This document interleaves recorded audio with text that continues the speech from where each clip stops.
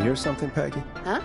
Hear what? I thought I heard someone yelling, or, I don't know, a howl. Forrest, is this a joke? No, I almost swore I heard something. Oh, and here I was thinking you'd finally started to ease up. You probably just heard some cats outside. Cats? You know, 4 legs, whiskers, tails, not dogs. I know what a cat is. But, I mean, does Gallows Creek have a stray cat problem or something? Not since the rats moved in. Anyway, you ready to do the pre-flight checks? Seriously? Do we have to do these checks every time? And do you have to call them that? Reggie pays us to check the equipment before each show, and he pays us to call it a pre-flight check. But if you're sure you don't want to... Let's just get started. I know how this goes. Okay, Big Shot. Any technical failures tonight are on your head. Now, let's get the show started. After your introduction, our first segment is Guess That Scream. I thought that was a joke. Nope, and don't blame me for this one. It's Reggie all the way, and he demands we do it tonight. Okay, you're live in 3, 2... 189.16. Good evening, Gallows Creek. This is your host, Forrest Nash, and you're listening to 189.16, The Scream. Before we start taking your calls tonight on Gallows Creek's only late-night phone-in talk show, I need to let you know about a special competition we have for you this evening. Guess That Scream. This is actually one of the station manager's better ideas. Here's how it works. I'm gonna play you a scream, then you call and guess that scream. We need you to guess why they're screaming. Did they stub their toe, saw off a finger, or discover the corpse of a loved one? That's good. Now, Forrest, hit them with the tape. We'll play that scream in just a second. Listen close, and then call in to guess that scream. Peggy, what do you mean, play the tape? I used to have a tape guy do that for me. You're not in Chicago anymore, Forrest. Here in Gallows Creek, you get to be your own tape guy. Come on, I gave it to you yesterday. Forrest, you do have the tape right. You knew we were doing this tonight. Peggy, let's be real. Guess That Scream is a terrible idea. No, I don't have the tape. It may be a stupid idea, but that doesn't mean it can't be fun. We're going to need a scream tonight, Forrest, and you're the one at the mic, so... Really, Peggy? You want me to scream? You know this show depends on my golden voice, right? Come on, Forrest, just do it. That's enough dead air already. Just think of a scream and let it rip. Oh, God. Sorry about that. I'm back. Had to step away there for a second. Listen close, and then call in to guess that scream.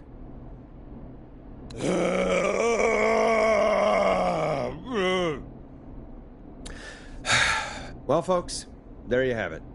Call in with your guesses, and if you get it right, you could win 2 tickets to the amazing Maze and 1 free fried dough. Fried dough? Just call in at 555-239-KFAM with your guess. Now, here's some music while you get dialing.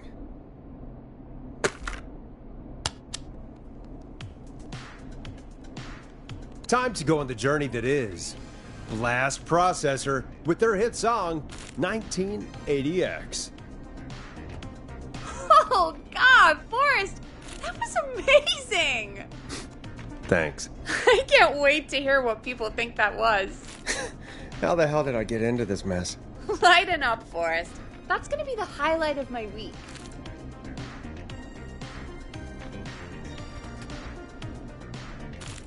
Oh, Forrest, there's a call coming in. Okay, Forrest, shut the music off.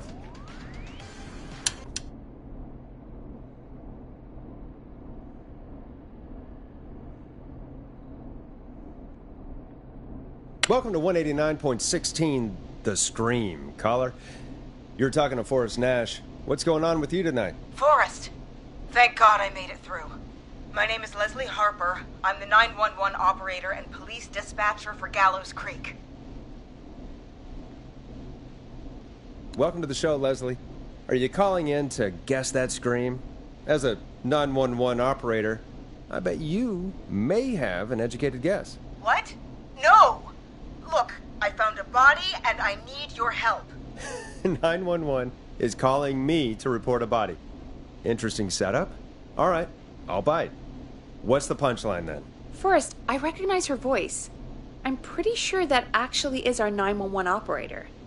I think this is real. Peggy, I'm not going to be happy if this is a prank. I don't do prank segments on my shows. It's in my contract. Forrest, I really don't think this is a prank. Leslie, I'll level with you.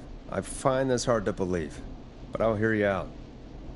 What exactly is going on? Sheriff Matthews is dead. What? Sheriff Matthews is dead? I couldn't get any response from the department. That's never happened before, so I came to the station and I found him. Oh, God, poor Sheriff Matthews. Do you know what happened to him? Someone got him. Someone got up very close and I really don't want to say what they did to him. Did he fight back? I don't know. I think he tried. He's surrounded by bullet casings. I think he tried to shoot at whoever it was, but I don't understand. Where are the other officers? Do they know? Have they secured the scene or whatever cops are supposed to do? no. I checked everywhere. Deputy Martinez is here, but she's knocked out, tied up, and locked in a holding cell. I called you right after I found her. God. Wait. Please don't tell me that this hick town only has 2 cops. Don't be ridiculous. We have 3, but Officer Gunderson is on leave in Cancun. Leslie, do you have any idea who could have done this? Not a clue. I didn't see anything on my way over. Leslie, you need to call over to Henderson or Quiet Ridge. They need to send someone over from their department. I tried, but I can't call anything but local numbers. Something's wrong. I'll have to go there myself. Let them know what's going on and bring help back with me. But if you leave while there's a murderer on the loose, who's gonna man the emergency line? That's why I called. Forrest, I've routed all 911 calls to come in to you. I'm a radio talk show host, Leslie. I talk to idiot people about their idiot ideas. I'm not a 911 operator. Why me? You're the only person with experience manning a phone line around here. You're the only person equipped for the job. Besides, there are lots of transferable skills between the two. It's like an interview. You ask questions to get information you can use. Keep people talking, you know? Guide the conversation and know when to jump in. You do know that I'm so good at interviews, they sent me from Chicago to Gallows Creek, right? So I've heard. But that doesn't matter. And besides, there are 2 of you. You can talk to each other, discuss ideas, work together. Hell, let's have some on-the-job training right now. I have an emergency. I need to get an unconscious Deputy Martinez out of that holding cell. It looks like whoever attacked her threw the keys into the cell after they locked the door. Is there any way you can reach the keys? No. There aren't any bars to the cell, and the door itself only has a food tray slot. And that's too narrow for me to reach through. There's gotta be another way in. There's got to be another set of keys somewhere in that office. Those can't be the only ones. Of course. Yes, there must be another set. Where might another set be? Maybe Sheriff Matthews had a set of keys on him when he... You know. I couldn't see any at a glance, but I didn't really look up close. 1 second. Oh, I think I might be sick. Sorry, Sheriff. I'm just gonna turn you over and... Oh. Please don't stare at me. Oh, wait. That might be them. I think I got the cell keys. Looks like Sheriff Matthews might have saved his deputy. Do the keys work? They do. Give me a minute to untie Deputy Martinez. I'll be right back. So far, so good, I suppose. How are you feeling, Forrest? There's no way that I can do this all night. I mean, sure, we got the deputy out of the cell, but what if the person that did this decides they aren't done? What do we do then? Then we do our best. We don't have any other choice, really. I guess we don't. Come on, Martinez. There we go. Just gonna sit you in your office chair. We'll head to my car in a minute. I'm back. Deputy Martinez is still out cold. I'm taking her in the car with me to get help in Henderson. If the killer came back now, Martinez would be a sitting duck. That's a good idea. We don't want to take any risks right now. Thank you, Forrest. You and Peggy just worked together like you did earlier. You can do this. Now I'll be back as soon as What? My car! My car is on fire! What do you mean it's on fire? How the hell? Did it just go up in smoke? What happened? Wait. What? No way. This can't... Well, Forrest, we have big trouble. What's happening? What's that noise? It sounds like whistling? Whistling? It can't be. Oh my god. I can see him, but he's dead, right? Right? But that mask, how the hell is he? Who, Leslie? Who? The Whistling Man! The Whistling Man? Who's the Whistling Man? He was a serial killer back in the 50s, wore that mask. But he's dead! He's... What the hell? Oh, God. Do you think he attacked Sheriff Matthews and Deputy Martinez? He's coming this way. Leslie, stay inside and lock the doors. Right.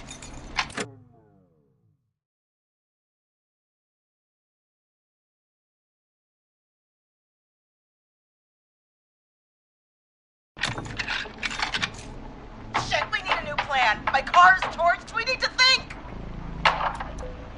There should be police cruisers at the sheriff's office, right? Like, you should take one of those. Yeah, that could work. Let me check if Martinez has any...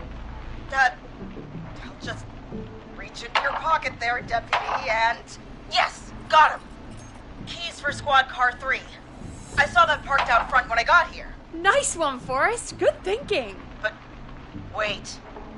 How am I supposed to get us to the car? The Whistling Man is right there. The sheriff must have a gun, right? Can you see it? There was a gun next to him. Let me grab it. Oh, shit. It's empty. He must have emptied it trying to defend himself. Are there any other weapons lying around that you could use? I didn't see anything earlier. Let me check Deputy Martinez's belt.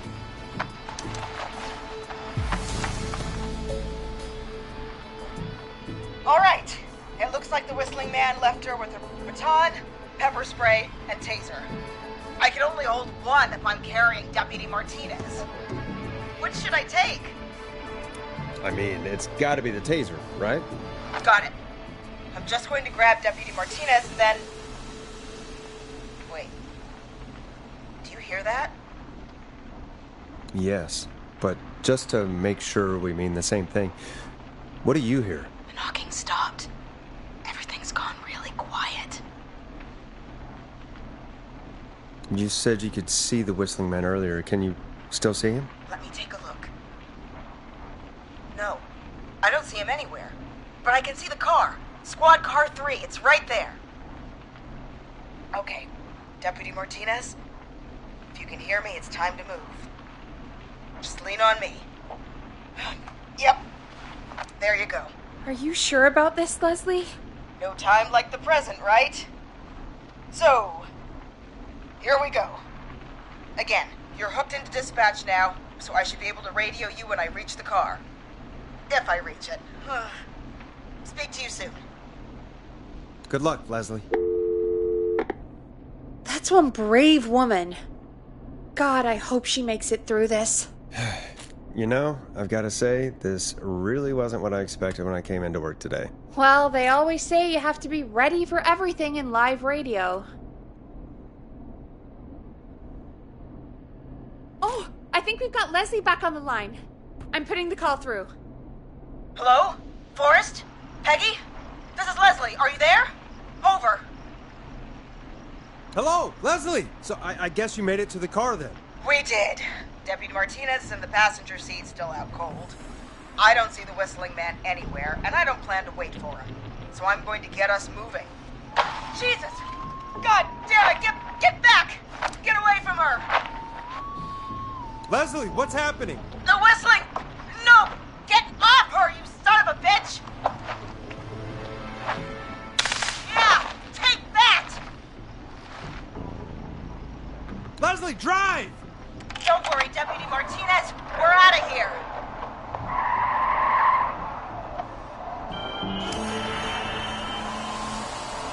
Leslie, are you two okay? Did you get away, or... Forrest, that taser? Definitely the right call. Oh my god, I can't believe we escaped. Well done, Leslie. You saved a life. Just another day for you. Oh my god, yeah. But let me tell you, I prefer doing it from your side of the phone. Leslie, how long do you think it's going to take to get help? Gallows Creek isn't Nowheresville, but it's pretty damn close. It's going to take a while, maybe 2-3 hours each way. Slightly less if I put my foot down. 2 to 3 hours each way? We have to fill in for that long. That's the way it is. I'll be back as fast as I can. Anyway, once I'm in... Oh, I think Deputy Martinez is starting to stir. Forrest, Peggy, I've got to go. I'll be out of range soon, but I'll radio back as soon as I can once I got the cavalry. Take care, Leslie. Be safe out there. Good luck, Leslie. Feel better soon, Deputy Martinez.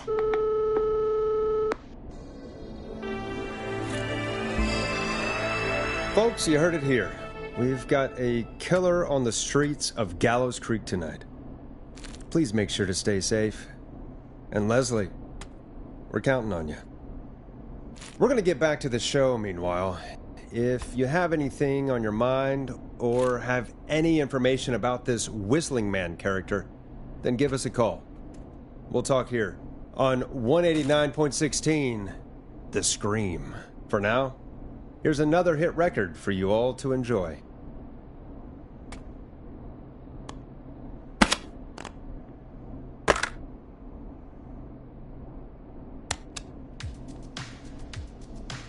Enjoy this classic by Smooth. It's their hit song, The Word. This is not what I signed up for, Peggy. This is actually insane. Did she really say it's going to take her 4 hours? This guy's going to kill half the town in 4 hours. Forrest, that's not helpful. I know, I just... Who is this Whistling Man character anyway? He was a serial killer back in the 50s.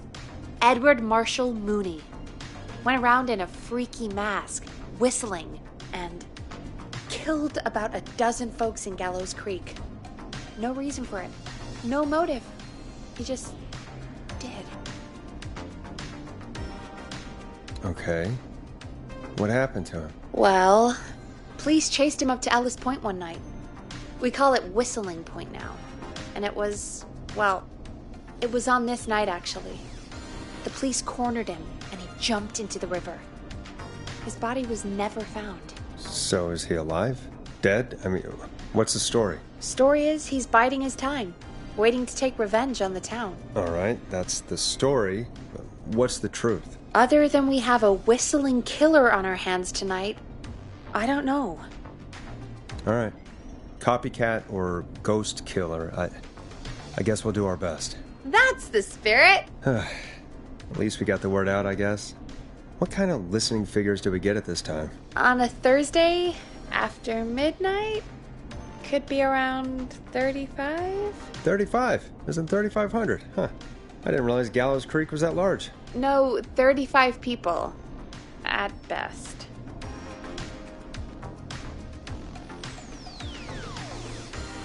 $35 at best? 35, yeah. It's a school night. And what's the population of Gallows Creek? I don't know exactly. A little over 1,000? Oh. How many did you get before? You know. Before my career exploded and I ended up on a midnight hour talk show in the town of 1,000 people? Yeah, before that. Around 5 for most shows on the low end. Big gas could pump that up to 10, 15, easy. 5,000 on the low end? We could only dream of that. 5 million. Million? Yeah, sometimes that's just the way it goes. At least the Whistling Man hasn't killed me yet. I guess. Yeah, I guess we're gonna learn a lot about perspective tonight, huh? Oh, we have a call coming in. Take it when you're ready. Time to turn the music off. Hello, caller. You're live on 189.16, The Scream. Is everything, all right?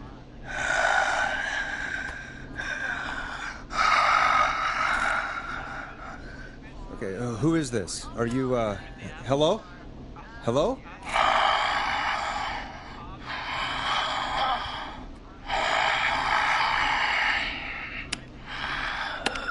Okay, what's your name and why are you calling in?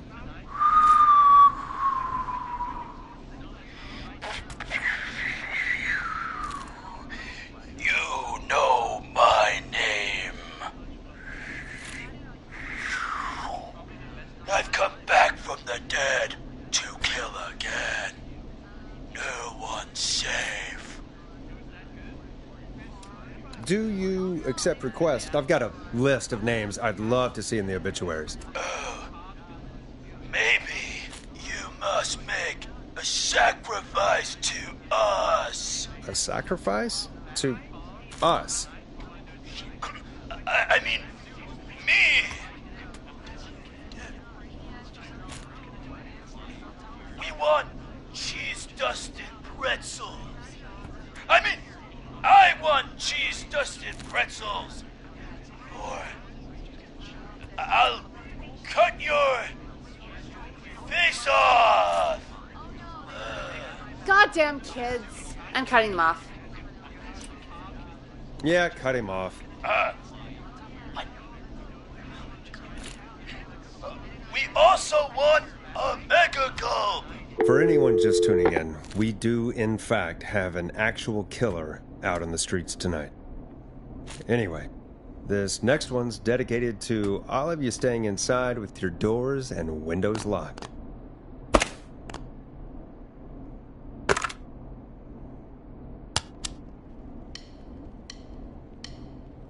Listen in to this next track from Late Night Lurkers, if you dare.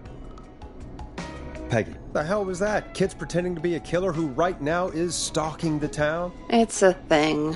A thing? Oh, kids around here. They pull pranks pretending to be him. By pretending to be this whistling man character? They think it's funny, but it's not. It's not funny at all. And there's no chance that our whistling man was just a prank. That Leslie... No, that's real. Christ. Let's stay positive. We still have a show to do. We already have another caller on the line. All right. Let's do this. Hello, caller. You're live on The Scream with me, Forrest Nash. What? I dialed 911. I need the sheriff right away. Okay, right. Well, I'm filling in for 911 tonight. What's your name and what's your trouble? My name is Sandra Sharp, and I need the cops now. I'm sorry, but the cops aren't coming. Leslie's on her way to Henderson for help. What? God. Listen, you've got to help me then. I drove to the edge of town for a jazz run, and now some psycho dressed like the Whistling Man is after me, knife in hand. Oh, God. It's actually happening. Where are you now? Did you escape to somewhere safe? Oh, I did, baby. I jazz ran all the way to my car and nothing flat. But I dropped my keys somewhere along the way. I never locked the door, so I've got a place to hide, but I can't get moving. Can you go back and find your keys? Oh, I'm not going back out there.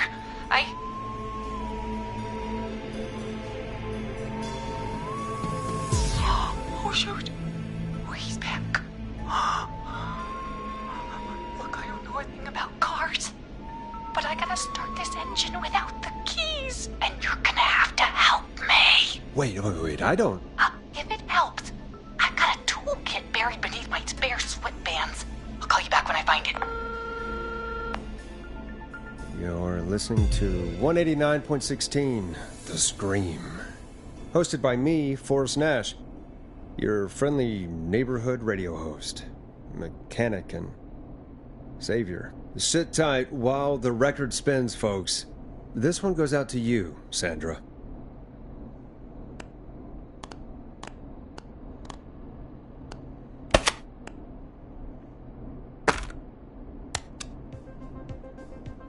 Now it's time to go with The Flow. And this is their hit, Crying for Help. Doesn't the station have a show about cars? The Tamora twins or something? Timberline twins talk motors. Yeah. You know they're not even brothers. Really? They look the same, though. I know, but they're not even related. It's weird.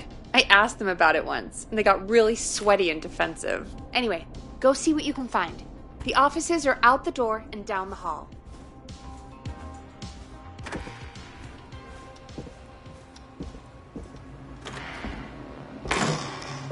This looks useful.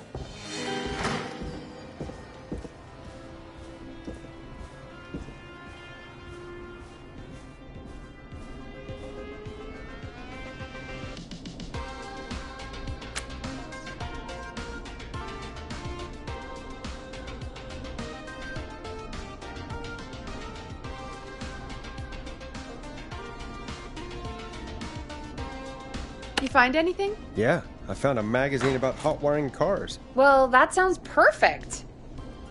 Okay, Forrest, shut the music off.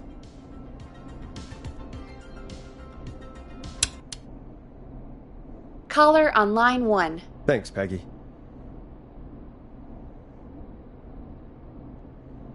We're back with 189.16, The Scream. How are you holding up, Sandra? The creep's looking through the parking lot trying to find me. But I've got my tools, and I'm ready to get this hunk of junk moving. How do we start this baby? Put the screwdriver in the ignition and twist clockwise. Here goes, baby. Screwdriver's too fat to fit.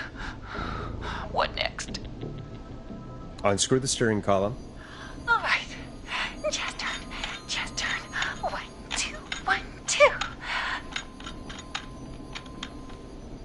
God. How long are these screws? Okay. Cover's off. Okay. There's a bunch of wires down here all paired up and... Oh, God, my heart is pumping. Do your jazz breathing. Don't panic.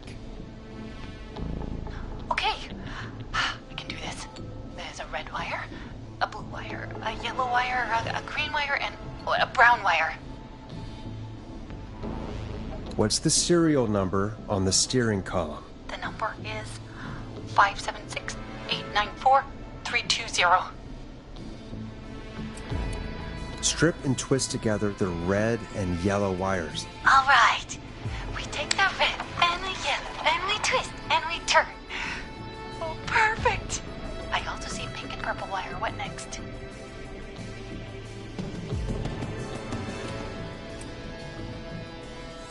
Strip the purple wire and brush against the twisted wires. Okay. We strip, and we brush, and... And it's everybody! Fantastic work, baby! Anytime you want to come down to the jazz studio, you get in for free!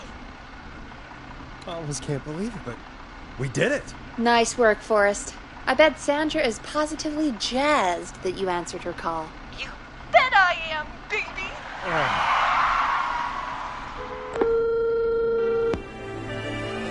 We did it, Forrest!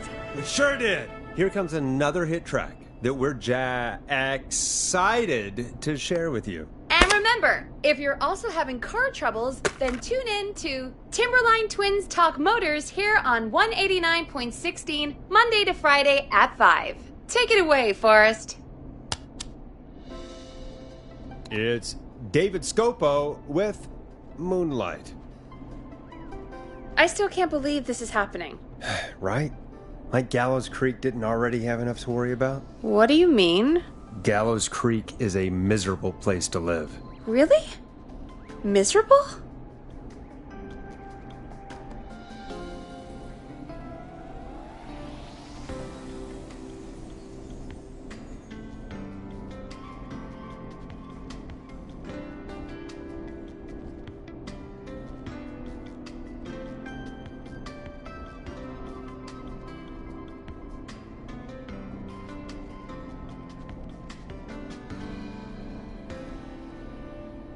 It's nothing personal, Peggy, but it's not Chicago.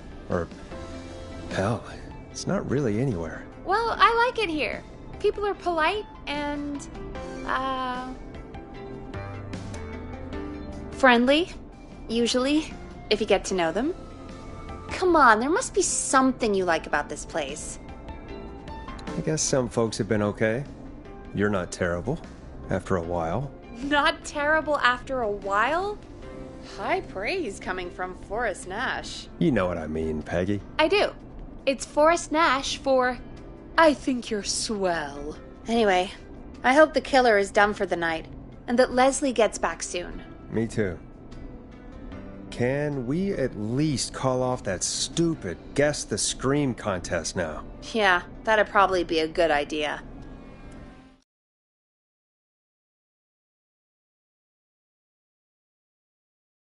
Caller on line 1. When you're ready, shut the music off. Evening, caller. This is Forrest Nash, host of 189.16, The Scream. And tonight's 911 stand-in. Hey, Forrest. My name is Brian. Brian Ponte. Brian Ponte of Ponte's Pizza. Hello, Brian. What have you got to say about what's happening? I'm so happy that Deputy Martinez survived. I've seen her a lot over the years down here at Ponte's Pizza. Oh, you did a really great job. And as a thanks for all you did there, I just wanted to tell you that I'm sending you some coupons for free pizza here at Ponte's Pizza. Wow, Brian. That's really good of you, but you really don't have to, though. Oh, it's the least I can do. And if you like it, well, you're in luck, because we're always running great deals that'll have you eating for pennies. Sounds great, bro. And let me tell you, the pizza we have is to die for. No. Poor choice of words tonight, I guess. Hey, don't worry about it. It's all right. Oh, thank you, Forrest. Well, I just hope I didn't put you or anyone else off coming on down to Ponte's Pizza. We've got a great special this weekend.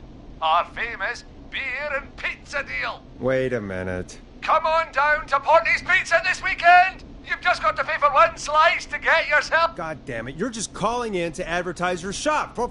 Peggy, hang up on him. Done. Oh, real quick, before I forget, it's probably time we played a paid ad. Now, a word from our sponsors. You know how to play an ad, right? Sure.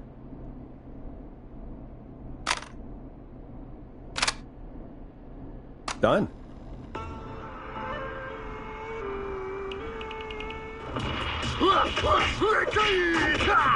Do you seek ancient wisdom? Do you want to double your power? Are you ready to unlock your inner warrior for only $24.99?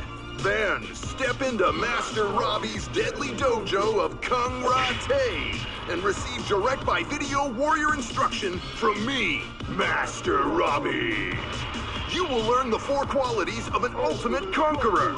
The power of the alligator, the discipline of the tarantula, the speed of the tuna, the poise of the scorpion, and the wisdom of the bullfrog. Using classified techniques, I'll unlock your inner chi after only 5 30-minute video sessions. Ultimate power and wisdom can be yours now for the low price of only $24.99. Just call 555-7861 USA to take your first step to becoming a champion.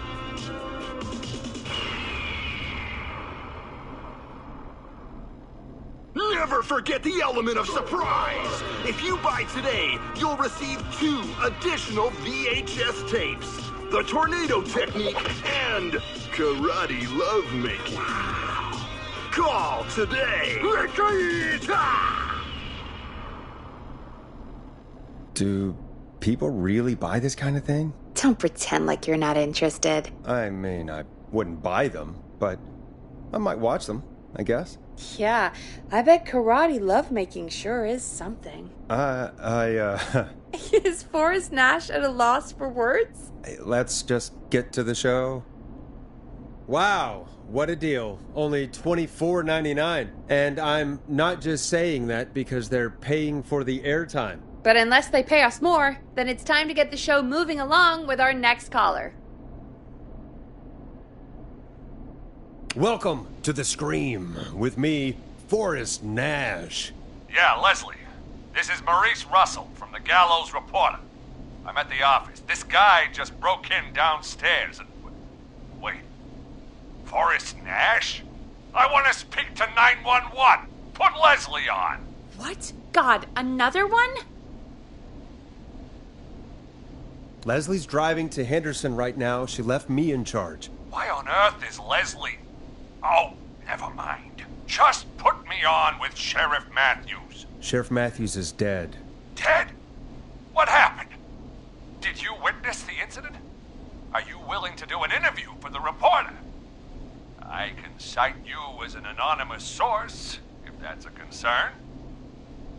We're live on the air. Anything we say can and will be broadcast. Live on... Damn it. All right. There's obviously a lot more going on than I know. Yeah, there's a lot happening tonight. You said someone broke in. That's nothing to get worked up about. Some idiot kid just broke in, dressed as the Whistling Man. Teens. They get worse every year. This punk wasn't even a disappointing twinkle in his daddy's eye when Edward Marshall Mooney stalked the town. But I was there. I covered it. You don't understand. That's not a prankster. That's the Whistling Man. Of course it's not. It's a stupid kid. Every year this happens. They think it's funny. Not a big deal, old man. But they didn't live through the terror 30 years ago. Anyway, I know for a fact. Edward Marshall Mooney is dead. I don't know who I'm looking at on the security monitor. But if he killed Sheriff Matthews... Where are you now? I'm in the boardroom, upstairs. We got security cameras all around the building. You can watch them on any TV set here. And there's a set in the boardroom. Maurice, is there any way you can get out of there? I sure as shit hope so, kid. But I'm not sure how I'm going to do it. That crash you heard was him tipping over my filing cabinets. He's blocking the stairs. I'm guessing the stairs are the only way out? That's right.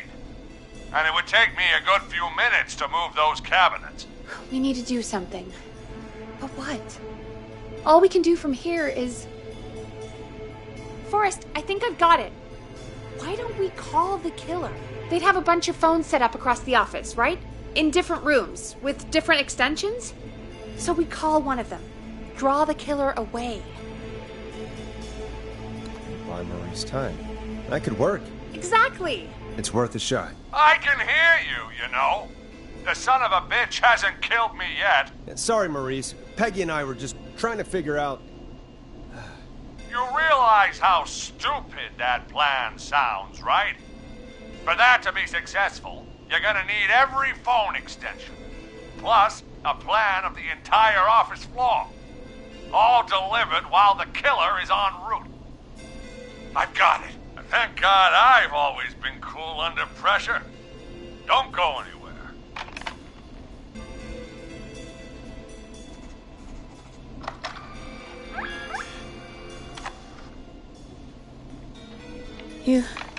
You don't think the killer got him, do you? Mr. Russell. I'm here. The freak's going to be here any second, too. Go check your fax machine. Don't let me down. That was fast.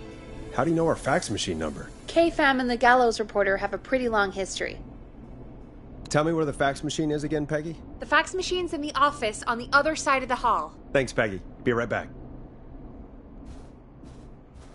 Okay. Go to the office on the other end of the hall. Grab the fax from the machine. Easy.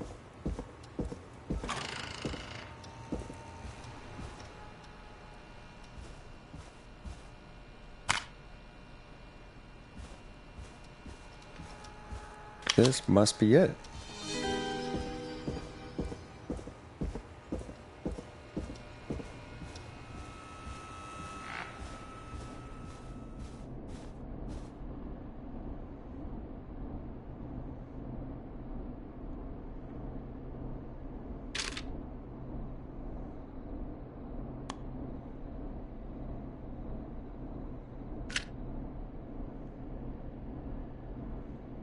Hey, did you get the fax? Yes, I have. Mr. Russell, you still with us? I am. You get my fax? Yeah, I got it right here. Good. I knew you could at least manage that. Okay, folks, we're back on the line with Maurice. Let's see if we can help him avoid the Whistling Man. Here's the situation. The Whistling Man searched every room in the hall leading up to the boardroom. And now, he's in the office next door. It's now or never. This plan of yours better work. I'm ready on my end, Forrest. Again, we want to draw the killer away by dialing an extension number, and then move Maurice somewhere safe. So, what extension should I call? Call the editor's office. The extension is 03. Got it. I'll put the call through when you're ready. All right, Nash. Where do I need to go? You're moving to the kitchen. Yeah. That makes sense. Go somewhere he's already checked. Not bad, Nash. I'm ready to place the call. Are you ready, Mr. Russell? Don't have much choice, do I? Make the call. Yes, sir. Calling now.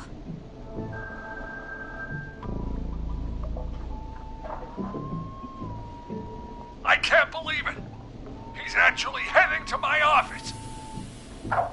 It was all Peggy's idea. Credit goes to her. Don't mention it. The coast is clear. I'm shutting off the TV so he won't see me on the security cameras. Then, making my move. I'll call when I get there. Do you think he'll make it okay? I'm sure he'll be fine. But now what do we do? We gotta find some way for him to get past that barricade. What do you mean? I don't think calling the Whistling Man is gonna buy Maurice enough time to move those cabinets. We gotta think of something else. Yeah. Maybe we could... Oh! Call incoming. You ready? Ready as I'll ever be. I put him through. Alrighty. Mr. Russell, are you there? I am. I don't think he saw me. I've got to give you credit for that, but I'm not out of the woods yet. Right, let's review where we are. So, the only way out is by the stairs, which the Whistling Man has blocked with furniture. Exactly. I can move the furniture out of the way, but not quickly or quietly. Could you lock him in a room? That'd probably buy you time enough, right? Maybe.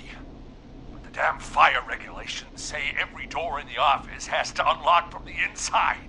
He'd be able to get out just as soon as... Wait, no. I got it. The secret archive through my office, where we keep our most sensitive records. Ooh, a secret archive? Reggie would love that. What have you got back there? Juicy secrets about outer space? Peggy, I don't think now's the time to be playing around like that. You're right. Sorry, Forrest. Kids, we're in the big time now. I've got it all figured out. The secret archive. There's no lock on the inside of that room, only the outside. You can't break out. If we can get him in there, and I lock him in... We can catch the son of a gun. Exactly. Oh my god. Forrest, we might be able to end the nightmare right here. So should I call the secret archive then? You can't. The archive is a room for secrets, not gossip, so we don't have a phone in there. Oh, we're gonna need to change it up then. Any ideas, Forrest? Maybe we could use a radio. There's no radio in the secret archives. Are there no radios at your offices? I don't have one in my office, but... What is it? Our sports reporter, Hopkins. He has a little portable radio he never turns off when he's here. That might be what we need then. Is his portable radio still there? It should be. It's what he calls his work radio. It should be in the archives, actually. I'll sneak over while our friend is still distracted with his search. I'll call you back once I've got the radio. We're gonna save him, Forrest. Heck, if this works, we might even save the whole town. We're close. Let's make it happen, Peggy. How can we fail? I mean, it's a plan with steps. Get the radio, plant it in the secret archives, lure the killer, and... oh, call incoming from the reporter. Putting it through now. Nash, hello? Nash, are you there? I'm here. Is everything okay? I found the radio. It's right where I thought it would be. It's all coming together. I'm just gonna turn it on quickly, make sure it's still got some juice. Maurice, turn the volume down. We don't want that thing blasting just yet. Yeah, I knew that, Nash. I was just doing that when you yelled at me. The radio works! If I make it out alive, Hopkins might just get that day off he wanted. He's earned it. Let's do it for Hopkins, Forrest. Wait. Ah, God damn it. If I can't have this stupid thing turned up, how am I supposed to draw the killer? I can't be in the room when it's on, or I'm dead. You just... oh, that's a good point. But wait, we're the radio. We can just be quiet until you're ready. If you can do that, then... yeah, sure. 189.16, I know that's your station number. But a good editor always double checks. Can you confirm that? You got it. 189.16. Good. I've got the radio on silent, but I'm tuned in. Now, I just need to get to my office. Sounds like we need to make another call, Forrest. Where should we send the killer? Call the boardroom. The extension is 04. That might work. The boardroom is fairly close to the editor's office, but we haven't seen the killer go there yet. Are you sure? I'm sure. Make the call. Okay, calling the boardroom now.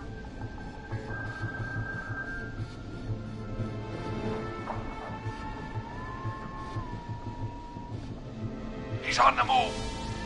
I'll call you guys from my office in a second. Looks like we're almost through this nightmare. Any idea what you'll say to draw the killer in? I'm gonna do my best impersonation of Maurice. I think that'll draw the killer in.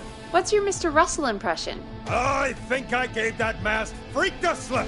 What a great plan this is, Pearl! I'll give you an A for effort. Ooh, call coming in. Here we go. I'm here. The radio's set up in the secret archive. Just give me the signal, and I'll turn it all the way up. Where will you hide in the meantime? Good question.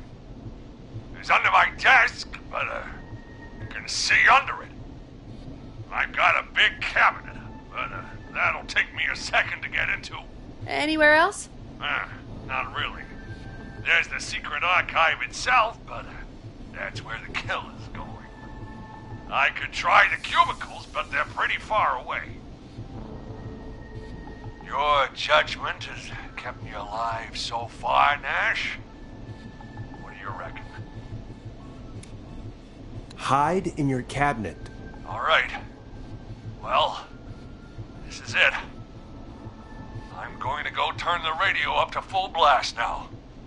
Don't say anything until I've had time to hide. You got it? We know the plan. You can trust us. Here we go.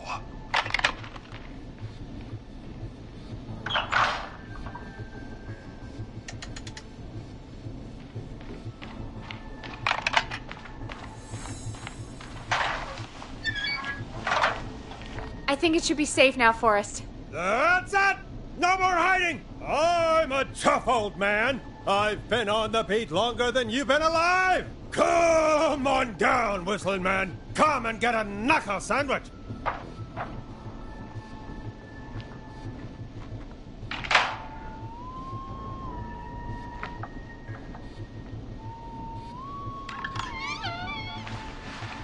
Listeners, this is Forrest Nash of 189.16, The Scream. And if you've just tuned in, See you in hell, kid! We've just locked up the Whistling Man. Forrest, you beautiful bastard! I can't believe that actually worked! If I'm being honest, I can't believe it either. Thank God it's over. I'll be off now. Gotta get out of here. Write up a few notes. Call a few friends. I'd feel safer waiting for the cops to come grab this freak with some company. Hey, maybe you and me could do an interview tomorrow for the Gallows Reporter. I'll think about it.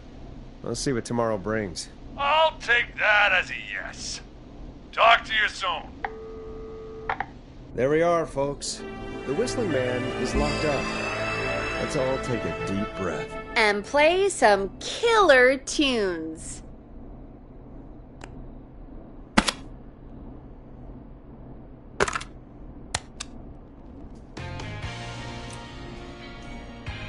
Let Storm Riders take you on a rock and roll ride with the Glam Jam.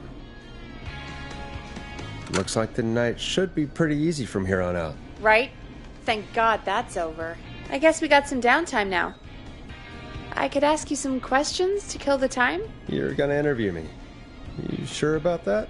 You're not so scary. Besides, we've been working together like a week now, and you're still all shrouded in mystery. All right, shoot. What do you want to know? Question 1. Tell me about your family. What? Come on, Peggy. That's too general. Okay. Did anyone move with you to Gallows Creek? Nope. Now that's too specific. Too specific? Do you have any siblings? I don't. I'm an only child, and my folks are dead. Oh, I'm sorry, Forrest. It's okay, Peggy. That's how it goes. Anyway, what about you? Any siblings? Your mom and pop still around? I thought I was asking the questions. You were. I'm just making conversation now. Oh. Well, my folks went the same way as yours. Oh. What happened there? My dad walked out when I was about 13. He'd been a wreck for a while. Then he got himself into a wreck, and, well, that was Dad. Mom didn't take it well. She remarried pretty quick after that. She wanted to forget Dad so bad, she even made me take my stepdad's last name. So I'm Peggy Weaver now. Anyway, Mr. Weaver got sick one day, and my mom didn't last long after he went. I'm sorry to hear that, Peg. Don't call me Peg. Yeah, sorry. I was just trying to be... It's okay, I know. I'm sorry. I'm defensive about that name. Any siblings? Funny you mention that now. No. Not anymore. I had a sister, but I haven't seen her since before my dad. Hold on. Someone just rang the door buzzer. What on earth could someone want at this hour? I don't know. Do you want to go check it out? Me? You sure you don't want to go? I can't leave the booth while we're on air. One of Reggie's K-Fam regulations. I'll pass you the key to the stairs. Gee, thanks, Peggy. The buzzer's on the front door. See you in a bit.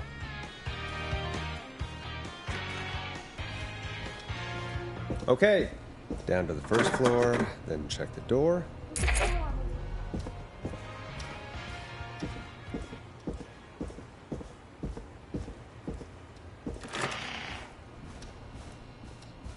Wow, that was ominous.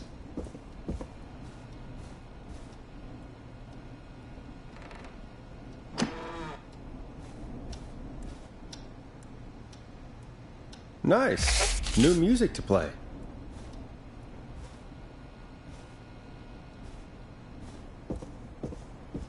A tape. Play on air.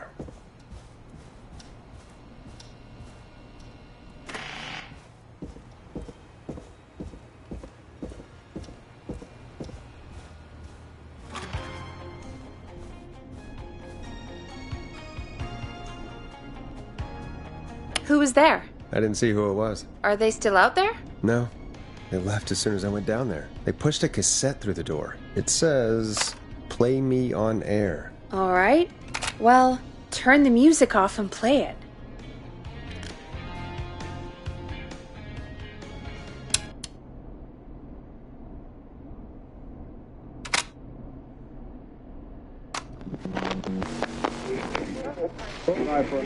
Hello, Gallows Creek. Time to Pay the price.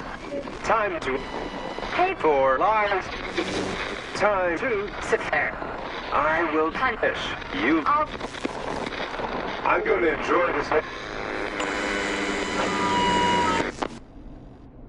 I did not enjoy that. What the hell was that? Oh, Forrest, we're still on air. Say something. Folks, Folks, the tape you just heard was passed through our door only moments ago. I don't know how or why that came through our door with the killer locked up, but be careful, Gallows Creek. Stay home and stay safe. Give us a call if you need help. You can get us on 911.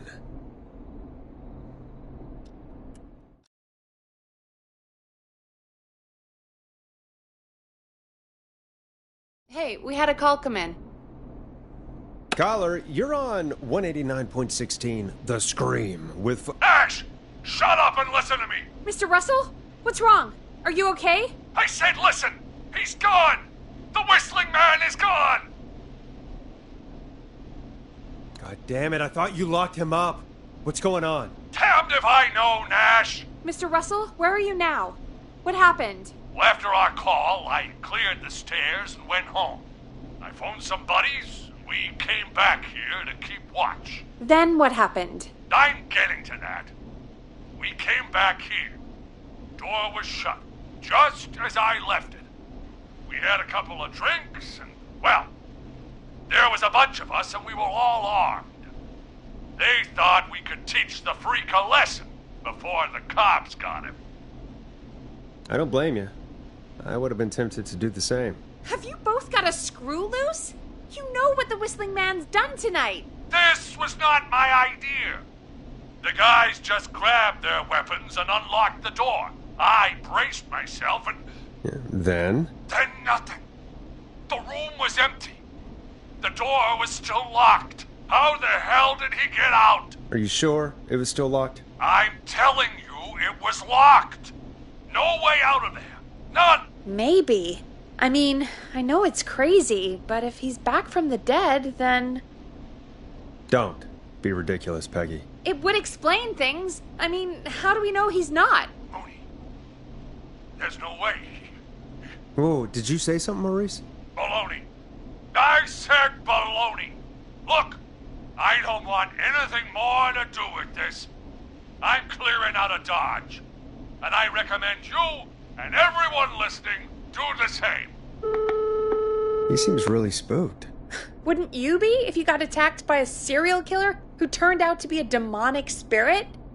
He's not a demon, Peggy. Yeah, you're probably right. But what do we do now?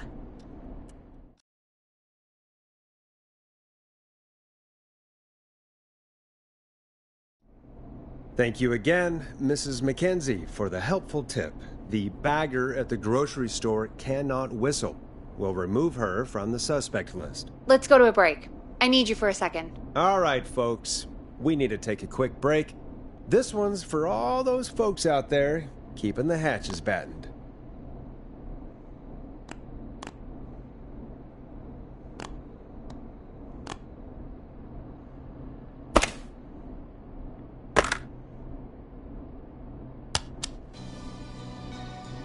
Hope you enjoy this one as much as I do. All right, Peggy, what's up? I pushed a cassette under my door. Go play it.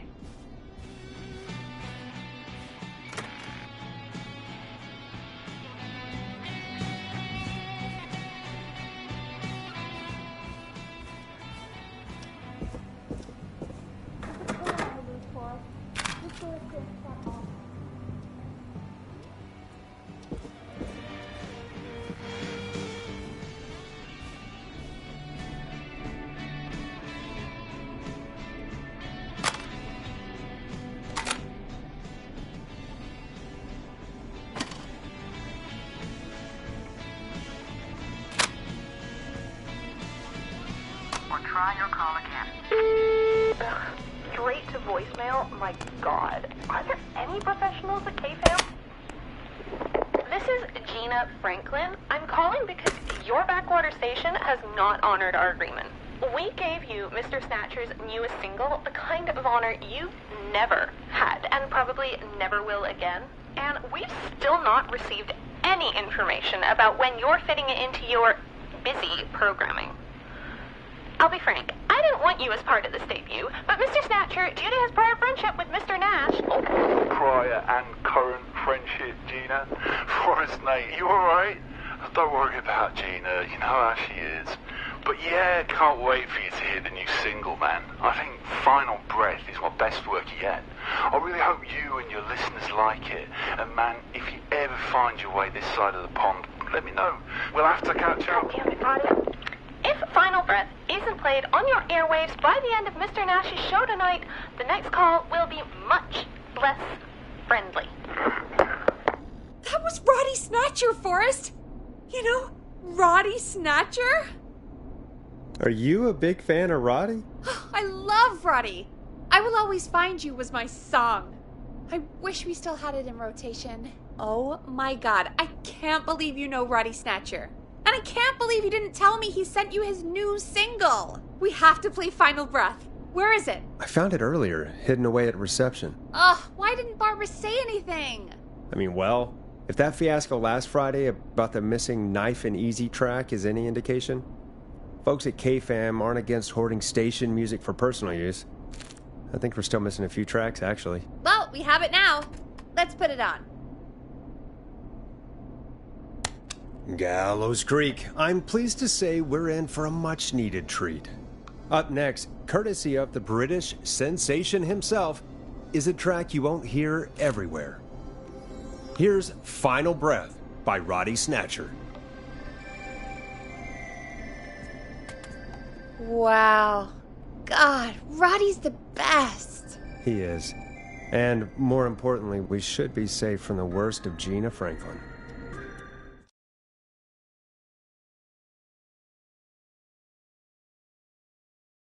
I think that's every time I've seen him live. Peggy, you just talked through the whole song. Oh, whoops. It's okay. I can just play it on loop later. Oh, shoot. I just noticed we have a caller waiting. I really hope it's nothing serious.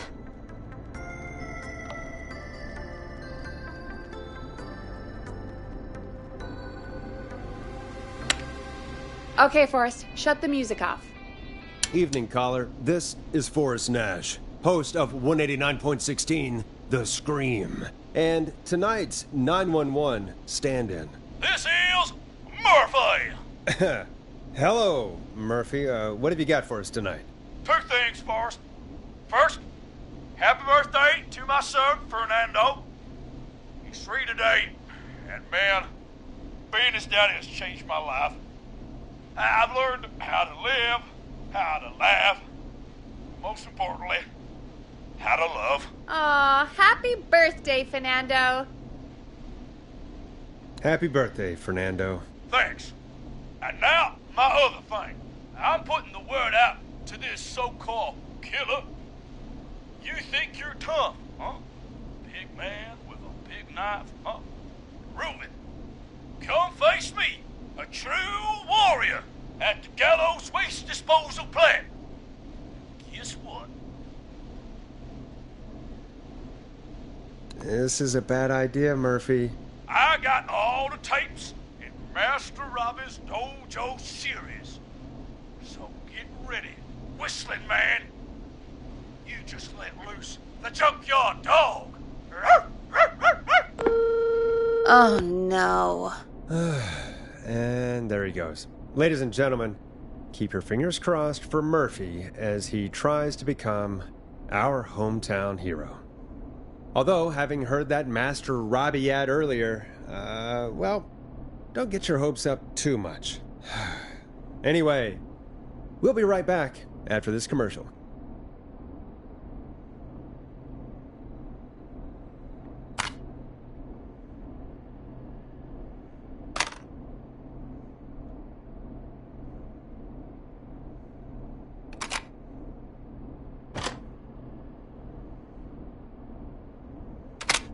time to play a commercial. Great party, man. Thanks. Can I grab another beer? Hey, sure thing. Let me grab you one out of the fridge. Oh no, we're out of beer. What am I gonna do? The party is going to be over. Fear not. The Grilling Spree will give you a free 6-pack of beer if Gallus High wins this Tuesday. Say what? That's right. Order a meal deal from us and you'll get a free 6-pack of beer if Gallus High wins. Free 6-pack? Righteous! You heard me. 6 beers if Gallows High wins. Sounds like you've already had enough beers. I hope we murder them. Me too, Billy. Me too. Come on down to Grilling Spree or call 555-749-8335. We've got barbecue you'll die for. Yeah. Hey, Forrest, do you know what the Grill Reaper's favorite grilling spree order is? I have a feeling you're going to tell me. Spare ribs. Just get me back on the air. And we're back. We got a caller. You know what to do. We got a caller. You know what to do. Hello, caller. You're live on The Scream with me, Forrest Nash.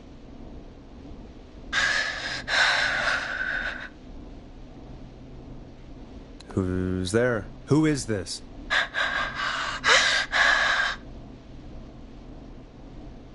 Hello.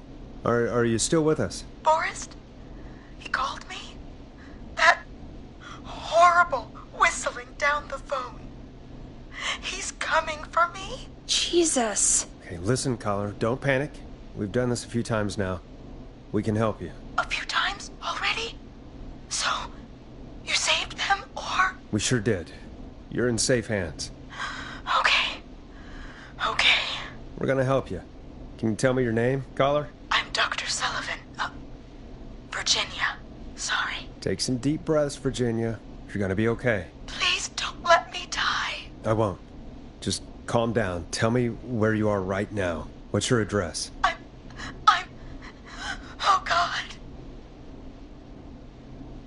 Is there a neighbor you can call for help? No. Everyone's away tonight. There's just a fraternity down the street. You live by a frat house. Yes, they're having a party. And takeout coming in all night. Lawn covered in beer cans. They're getting wasted. And I'm about to get... Oh, God. Virginia, what's the name of the frat? It's... Oh, God. I can't think. I can't... Any idea what the frat might be, Peggy? If I knew where she was, I might know, but... Wait, the takeout! If we can get takeout to the frat, we can get a message to them to go and help. Virginia, who did they order takeout from? I don't know. Don't worry. We'll figure it out. I can't do this.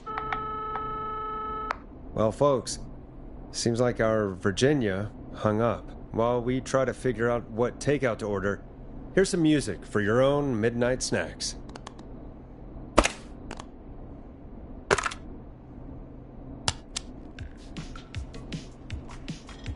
It's funky, it's groovy, it's Stab in the Twilight by Knife and Easy. Peggy, what places do takeout in Gallows Creek? Off the top of my head? Well... There's the barbecue place, Grilling Spree, and you can order from Chalupa Cabras. Oh, and of course we have Ponte's Pizza. That's it, I think. All right. We'll call each place and ask who they deliver to tonight. That's not going to work. Takeout client privilege. What? There was a lot of competition back in the day. Things got ugly.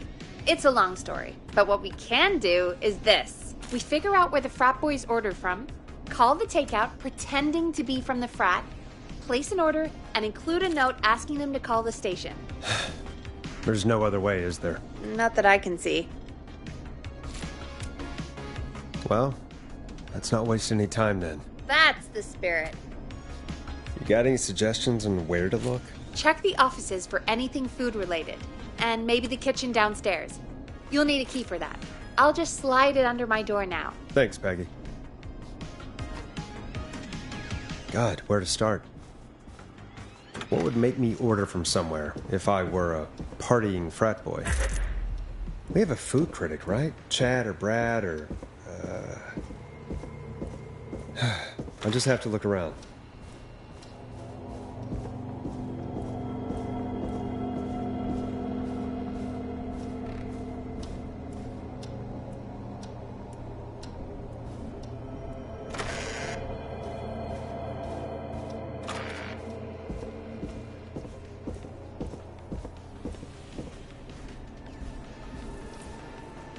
Nice. New music to play.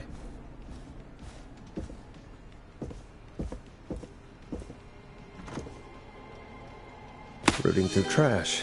This is a new low. Ooh. Interesting offer. I wonder how well Gallows High performed.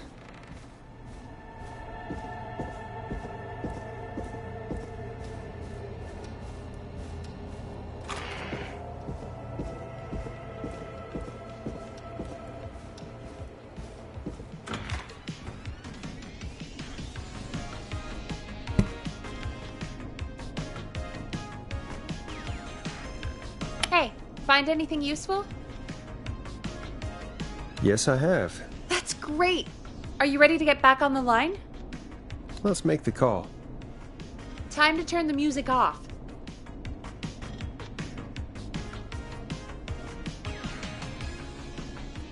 Okay, Forrest, what'll it be? Call Ponte's Pizza. You got it. Ponte's Pizza is on the line. Ponte's Pizza. May I take your order? Fratman calling. We're in major need of foods for dudes. May I take your order? I need some garlic bread. I need the bread. Can do. Where do you want that delivered? Same place as before, you know. The frat house. Got it. And we'll have that over to you right away. Oh, and one more thing. Can you add a note to the order that says to call K-Fam? K-Fam? Oh, consider it done. The folks at K-Fam are huge fans of Ponte's Pizza, you know. I should really call them and let them know. And now we wait. We should put a song on. Agreed. This one goes out to our delivery workers.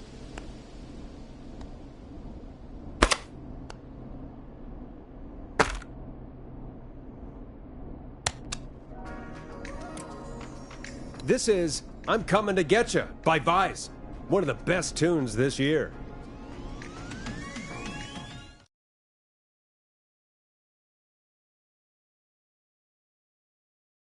Which of the takeout places would you order from? To save Virginia? No, where would you actually eat? Oh, I mean, they're all pretty equal. You mean equally awful? No, equally good. But if I had to order, not Ponte. He's not Ponte. Right. So, between Grilling Spree and Chalupa Cobbers. I mean, it depends. Do I want a plate full of meat? Or do I want really, really good nachos? It can change depending on the day, you know? Yeah, fair enough. Maybe I... Hold that thought, Forrest. We've got a call coming in.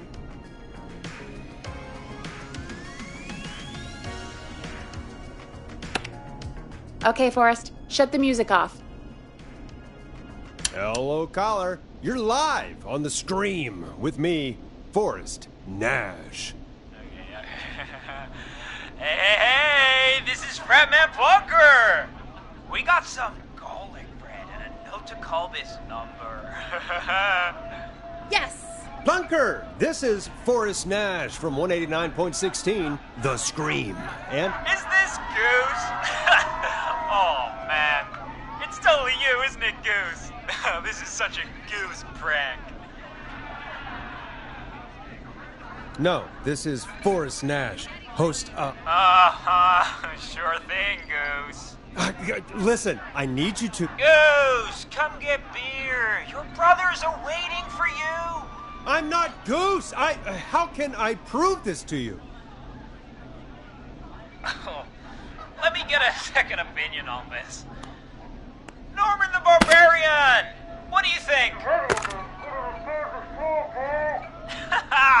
Great idea. Norman the Barbarian says only the radio man can control it. So, play us the flow. Wait, really? What? The flow? Norman the Barbarian demands it. Okay. I'll play the damn song.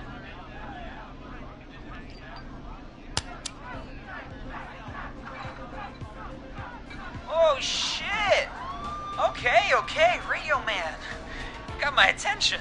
What is it? Thank God. Listen, you've got to get over to your neighbor's house. All of you. Just... Say no more. Plunker's moving the house.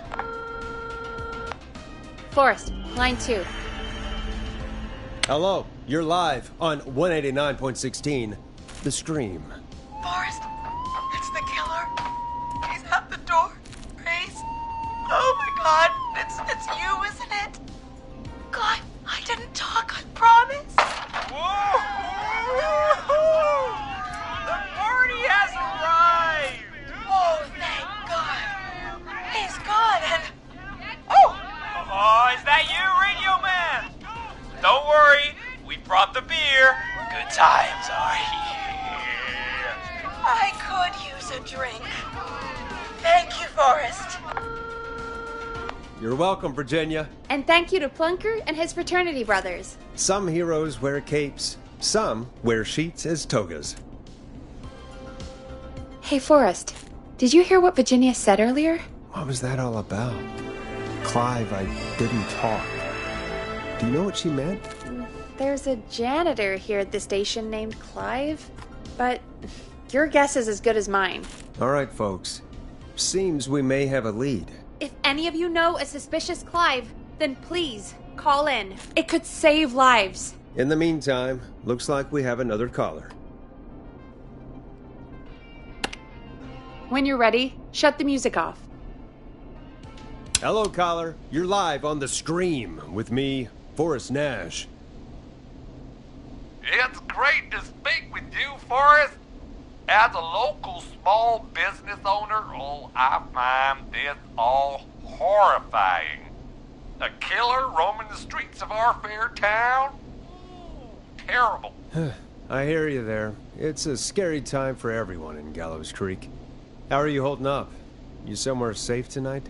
Yes, Forrest, I am. I'm here at work in my small business. It's a safe, family-friendly place. Oh, what small business do you own? Oh, well, I'm not really big on promotion, but since you ask, it's Ponty's Pizza! The best and only pizza place in town! Come on down and get yourself a cracking deal on our 2-for-1. God damn it, Ponty, no! No free ads! I mean, I guess we can't be that mad at him. Calling Ponty's did save Virginia. I can be mad, Peggy. That sort of thing just... I can be mad. Look, he's gone now. We already have somebody else on the line. Just take a deep breath and let's keep going. Evening, caller. This is Forrest Nash, host of 189.16, The Scream. And tonight's 911 stand-in. Hi. Hello? Am I on air? Sure are, caller. What's your name? And what have you got for us tonight? Name's Eugene Stein, and I've got a heart full of love, Forrest. I'm hanging out in the middle of the maze, listening to your show, looking up at the stars and waiting for her. You got a special lady coming out to see you. Yeah. Molly. We planned to get lost in the maze tonight, to take our first journey together into the love labyrinth. That's why I'm calling, actually. I thought she'd be here an hour ago. And since I've listened all night to how cool you play it, I thought you were the perfect guy to ask. Should I call her up and ask if she's coming, or wait and see? For real, kid? If you've been listening all night, do you really need to ask me? Yes, that's why I'm calling. Eugene, you really need to go home to your parents. My parents are dead, actually.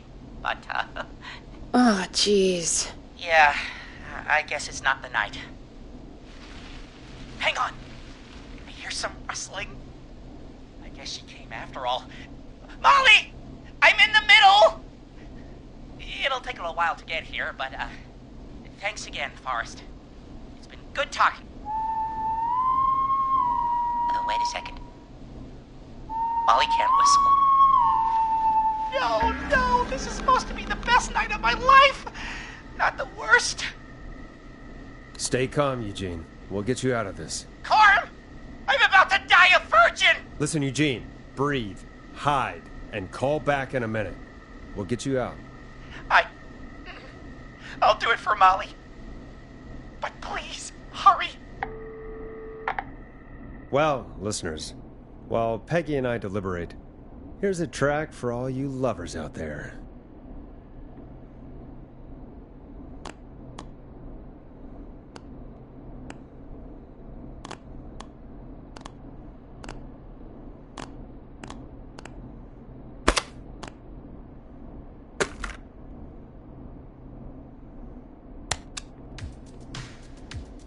You're gonna love this next track.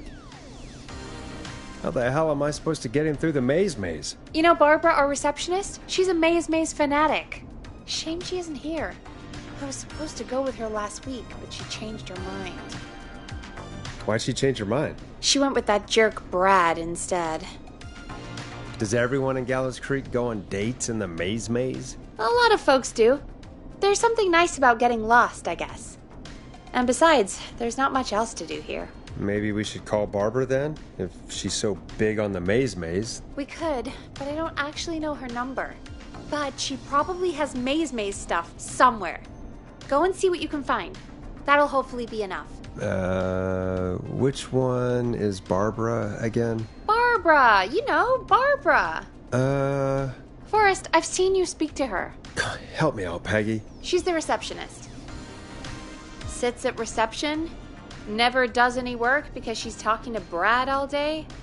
Ring any bells? Right, yeah. Sorry, I guess it's just the stress of... No excuses. Just go and find something to help us.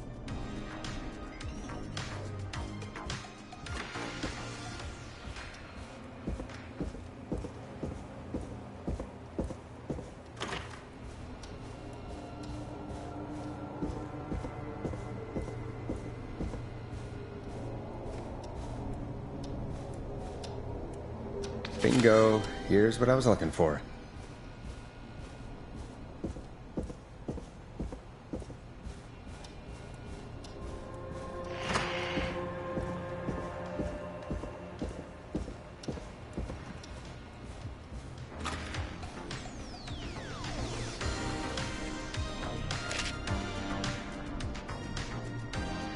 Any luck?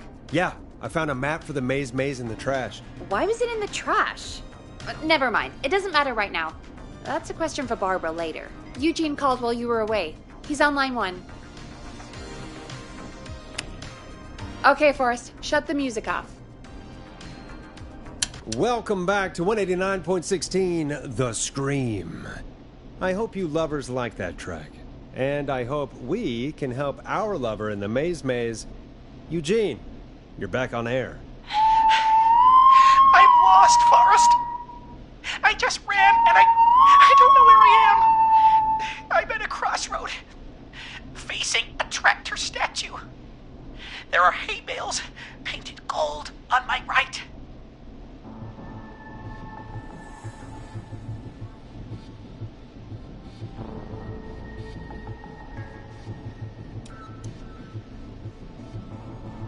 Go left.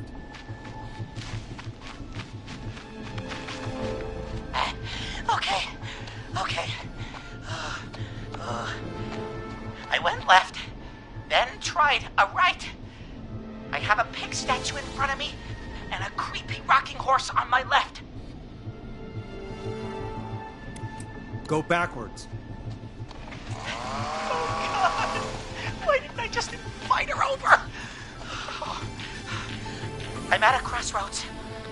There's a pitchfork statue up ahead. Which way? Go left. Oh, this wasn't how tonight was meant to go. I just wanted some love.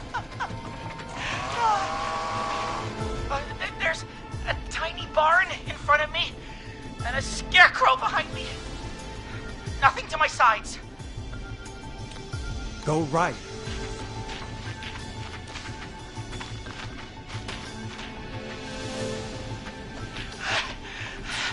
I can't run much more.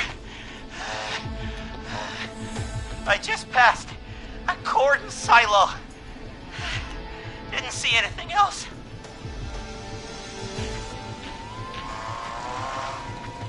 Please. Where do I go? Go right.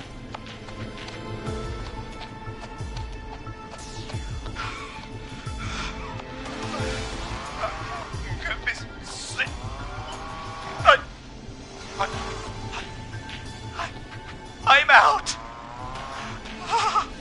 And my bike's still here. Oh, thank you, Forrest. I love you, Molly! That was tense. I think I held my breath the whole time. I think it went pretty well, all told.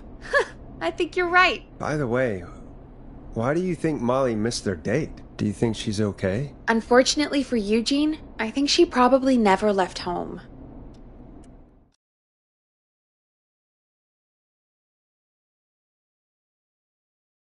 And thank you for calling in, Mr. Walton. We'll make sure to add the town librarian to our list of suspicious Clives. Remember, report a Clive to stay alive. Next caller is up, Forrest, so take it away.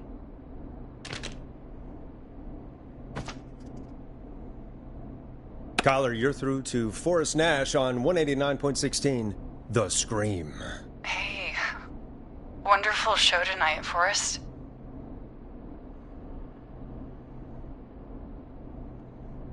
Well, that's kind of you to say. Thank you. What's your name, caller? You can call me Dawn. Could you play my tune, Forrest? Your tune. Sure. Long Ride Home. That old song. Sure. We got it. I think I played it the other day. Thanks. It'll be good to hear it again. All right, folks.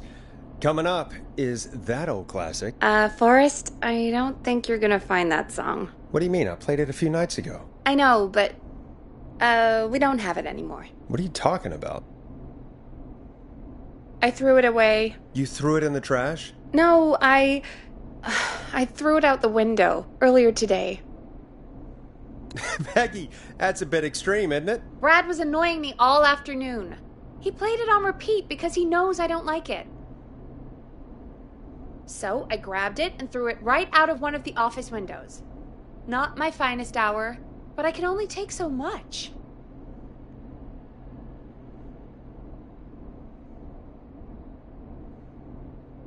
All right. So, what do we do instead then? Let's just play a different song. We've got more important things to think about anyway. Gotcha. Okay, folks. Here comes some unrequested music. Sorry about that, Dawn. Maybe try again tomorrow night. Sorry.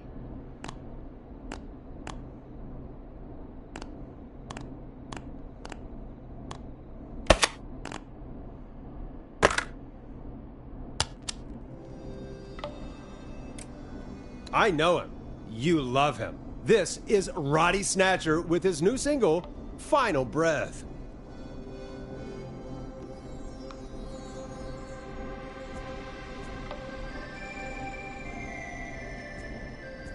Of all the songs to request, why'd it have to be that one? Gee, Peggy, what did the barn finds ever do to you? Wrote that song, for one. It gets real old when you're forced to listen to it on repeat for years.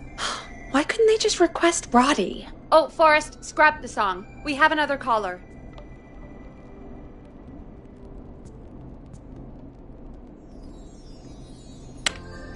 Time to turn the music off. Sorry to cut the music short, folks. Callers take priority tonight. Welcome to 189.16, The Scream. This is Forrest Nash.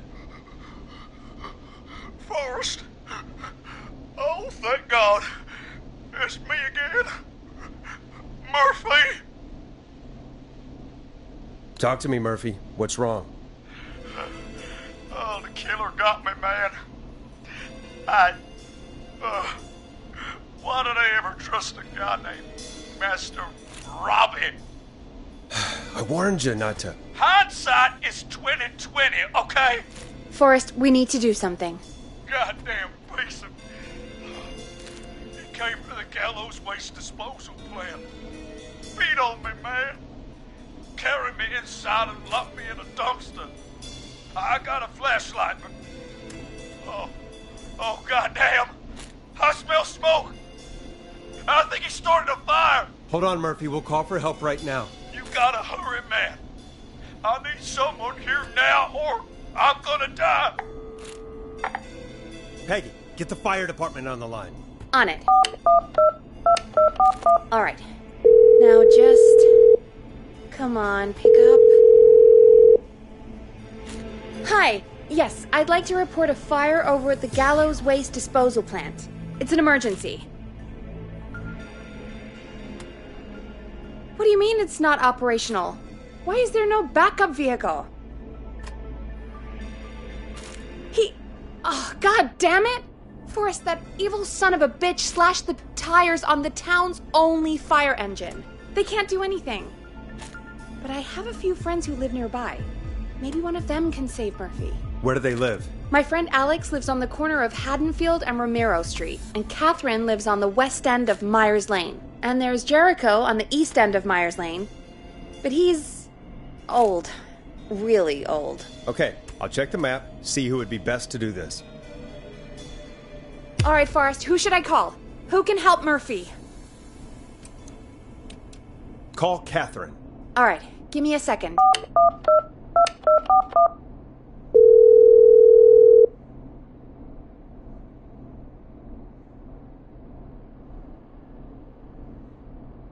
They're on the way. They'll call from the plant. You can direct them from there. Well, let's hope they get there in time.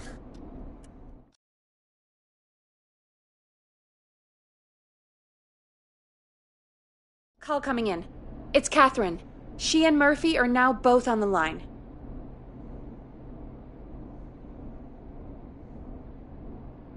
Hello, Catherine, are you there? What's happening at the plant? The whole damn thing is up in smoke. God damn it. I'm going in. Oh, my reception is terrible in here. God, my eyes sting.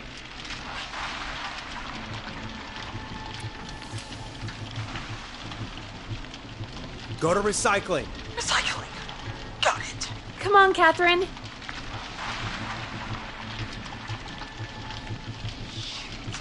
The plant's what's up again. I can go shredding or crushing.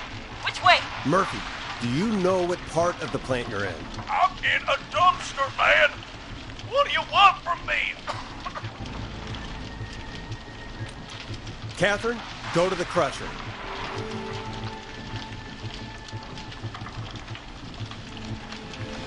Okay, it's super loud. We're almost out of time. There are 3 dumpsters here, one for Gallows Creek Council, Henderson Disposal, and Quiet Ridge Municipal. Open the Henderson container.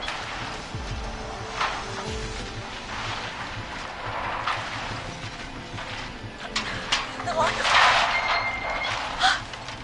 I found him! Thank God! Let's haul ass! It's coming down! Oh, shit!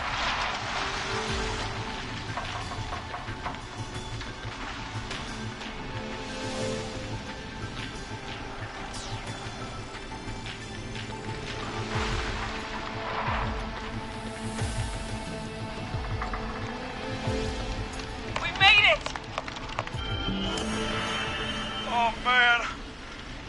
You saved my life. Thank you. Thank you. And I swear to you, now, I'm gonna raise Fernando to be like you. And I'm getting my money back from Master Robbie. Hey, you just get home to your son, okay? Will do, Forrest.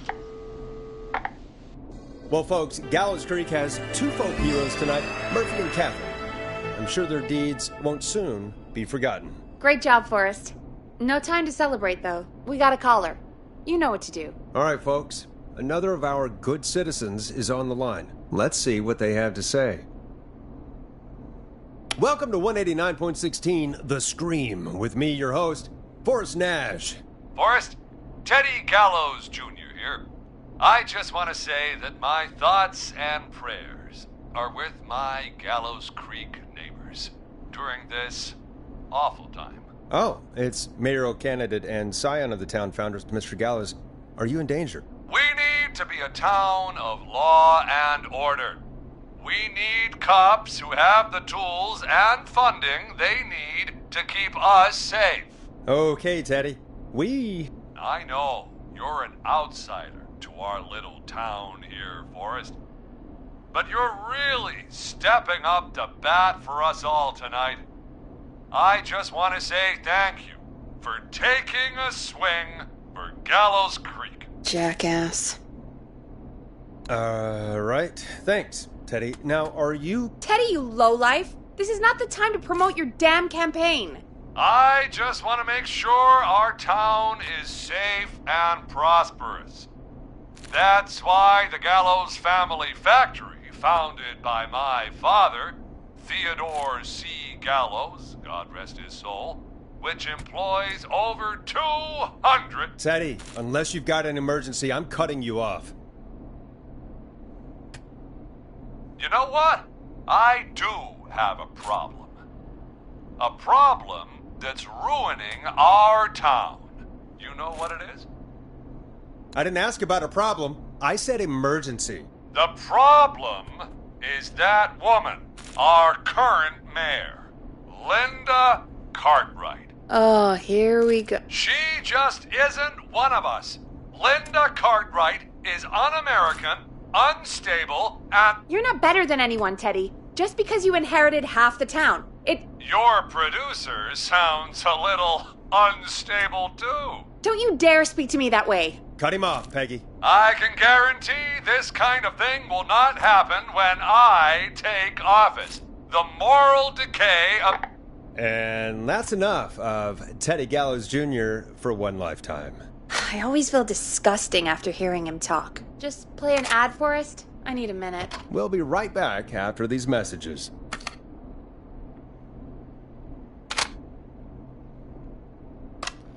Teddy Gallows Jr. is a family man, a devout Christian, and a proud patriot.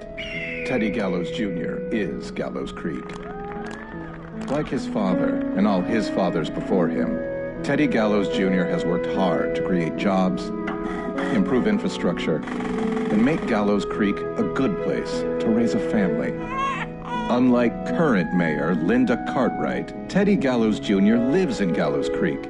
He's our neighbor, and he stands with our neighbors. Like Sheriff Matthews, who, after years of keeping the peace, Mayor Cartwright is trying to force into early retirement. Teddy Gallows Jr. doesn't believe in keeping a good man out of a job. Teddy Gallows Jr. believes in the American dream. Does Linda Cartwright? Help Teddy Gallows Jr. keep Gallows Creek a good American town. Help him become mayor. Take a swing for Gallows Creek. Vote for Teddy Gallows Jr. My name is Teddy Gallows Jr., and I approve this message. God, what a jackass. 100% grade A asshole. Linda Cartwright isn't super herself, but she's not... Yeah, we don't have any more of those ads to air tonight, do we? No, just the one. Good. I have to ask, though. Take a swing for Gallows Creek? He set the home run record for Gallows Creek High. Of course he's one of those guys. Yep, he played lots of sports back in the day, and he never lets anyone forget it. Right. Let's just get back to the show. Well, folks, hearing that reminds me that every vote matters. That ad really made me want to take a swing at Teddy Gallows. You mean take a swing for Teddy Gallows? Yeah, sure. Let's find out from our next caller who's got their vote. Caller on line 1. Hello, caller. You're live on the stream with me, Forrest Nash.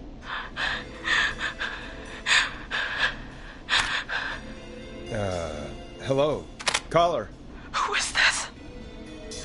I need the police. I'm Forrest Nash. I'm standing in for 911 tonight. What's wrong? There's a guy hunting me and my friends. I think he's killed some of them already. That's him. He's just outside. I can see him from up here. God damn it. She's just a kid. Where are you? Are you somewhere safe? Oh my god. Oh my god. Stay with me, kid. Focus. I can't do this. Yes, you can. Focus. Tell me, what's your name?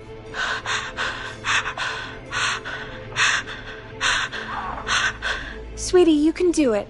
What's your name? Carrie. Good. Carrie, listen to me. We're gonna get you out of there, all right?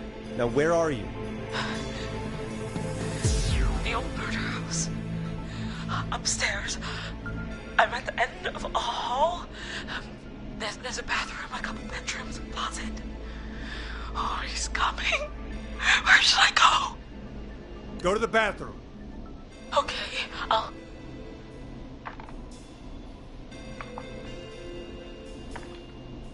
He's here.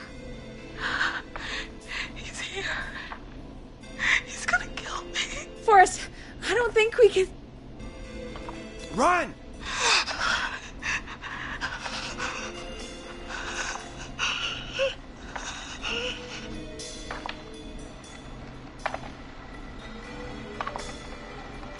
Oh no! Oh no! Ah! Oh no!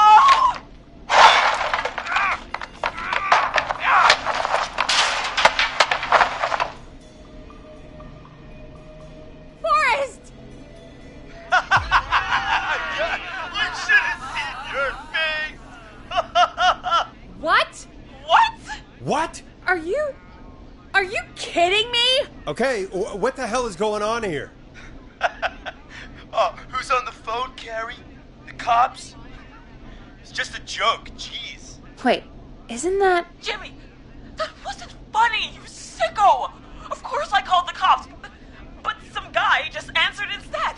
What guy? Forrest Nash. What the hell are you all doing? It's prank night, old man. We're just having fun. That's the kid. The kid who called in earlier pretending to be the whistling man. That's it. I'm out of here.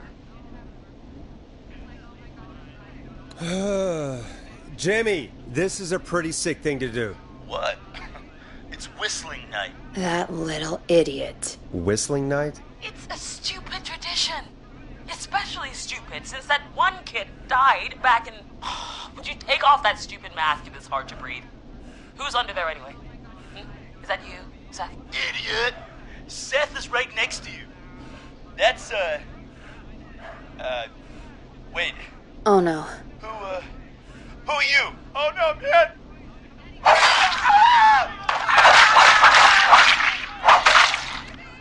Everyone, get inside! Everyone, run! You two, close the door. Scott, Heather, you barricade the back. As long as he's out there and we're in here, we're safe, right? You buy time, but not much. Forrest, we have to... Heather, I already called the cops. Forrest picked up. He's the best we're gonna get. Who is with you, Carrie? My friend, we drove out to the old murder house and... of course! The van! Who's got the keys? Jimmy had them. Jimmy. Oh.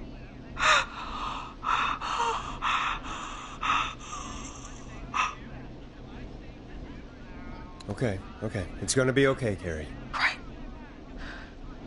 We'll figure something out. Between all of you, there's gotta be a way to beat this. Just sit tight, okay? Heather, shut up. If we do that, we're gonna get killed. If only Jeannie were here. Jeannie? Jeannie McPherson? Our intern Jeannie? Yes. She's my best friend and the smartest one out of all of us. She stayed in tonight. Forrest, listen. We'll see what we can come up with, and, What? Scott, you're not any good at... And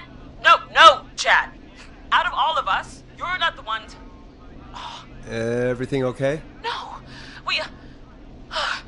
we're figuring out a plan, but everyone's volunteering to do things they're just bad at. I think we can figure out what to do, but I don't think we can agree on who should do what. I think you'll have to be the tiebreaker, or else these idiots are gonna get us killed. But Shut up, you... Oh, Forrest, I'll call you back. But I don't know anything about your friends. Ugh, these damn kids never learn. Are you okay? Ugh, they do this kind of thing every year, Forrest. People get hurt. All right, folks. We're gonna work out a way to save Carrie and her friends. This next one goes out to all the trapped kids out there.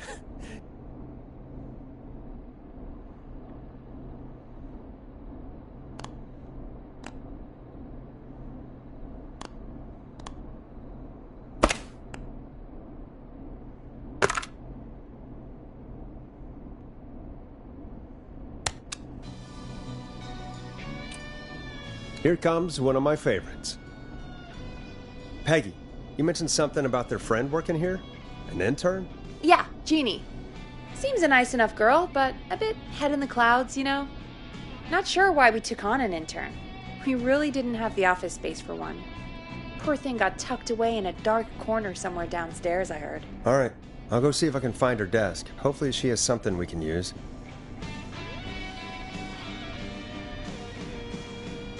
Peggy said her desk is downstairs.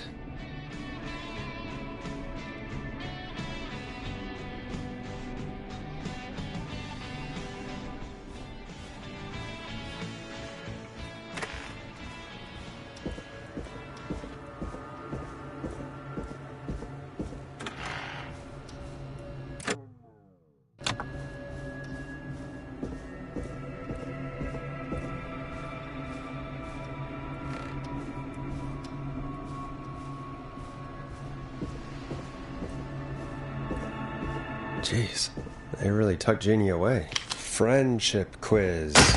This might work.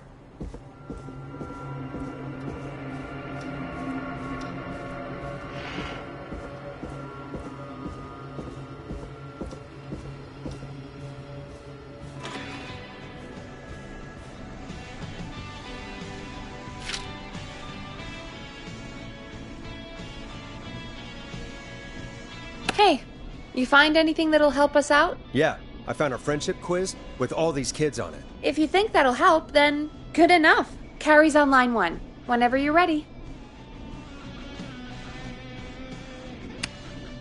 Okay, Forrest, shut the music off. This is Forrest Nash, back again with an unlucky caller on this unlucky night. Carrie, are you there? Yes, we've got a plan, but we can't agree on who should do what. You want me to be the tiebreaker? Exactly. I'm ready. What's the first step? Okay, first things first. We'll need a spotter, someone who can keep an eye on the killer. We'll need someone on the roof. It's gonna be a hard climb. We're deciding between Heather, Kyle, and Hot David. Heather's got this. Yes, Heather, he picked you. Now please, stop talking about all your cheerleading trophies. Part 2. The Whistling Man padlocked the gate back to the road. Before we drive out of here, we need someone to pick the lock. Seth, Jennifer, and Scott all want to do it. Jennifer. Jesus, Jennifer, you carry a bump key? Why didn't you say so earlier? Anyway, that brings us to part 3. Getting the van keys. I'll volunteer for this. I don't know Jimmy as well as you guys, so it'll probably be easier that way. Then is part 4. This is a very detailed plan. I'm impressed. Yeah, it's weirdly easier to think when you're about to die. You're doing great. What's the next part? Part 4, we need someone to lead the Whistling Man away. We need a fast runner. For this one, we're trying to decide between... Who was it again? Hot David, Cynthia, and Scott. Hot David. Yeah, you spend a lot of time running shirtless. You got this, Hot David. Sweet. Okay, let's recap. We get the eyes on the roof. A runner distracts the killer while we grab the van keys and pick the lock on the gate. Now the tricky part. The getaway. Ooh, what's the plan there? Well, we can't all outrun the Whistling Man. But he thinks we're just a bunch of stupid teens. Part 5. We trick the killer into a trap. Someone can pretend to be injured. Who would make the most believable bait? Who you got? We got Lisa, Tammy, and Cynthia. Lisa. Whoa. You're right, Lisa. Having to smile at rude customers is perfect practice. That should take care of the killer. And then it's time to get out of here. Finally, Part 6. We need someone who can drive us through the woods and back to Gallows Creek alive. Who's our getaway driver? Should it be... Who have we got? Chad, Scott, Cynthia, whatever. Forrest, you know what to do. Chad. Oh, perfect. Your go-karting experience will be great, Chad. Thanks, Forrest. We'll just take a few seconds for ourselves, and then it's go time. Sounds good. Talk to you in a sec. Good luck, Carrie. That actually sounded like a pretty good plan.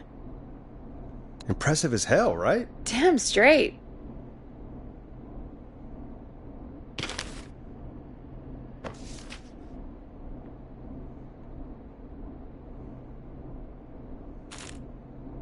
Oh, the kids are back already. Line 1 again. If you're just tuning in, we're coming to you live with a bunch of teens about to flee a madman. Listener discretion is advised. Are you ready, Carrie? We're good to go, Forrest. Good luck. And Godspeed. You got this. Here we go, everyone. Spotter, to the roof. Go, Heather. She's off and away. All right, Renner. Get ready. Wait for the spotter's signal. Spotter says go.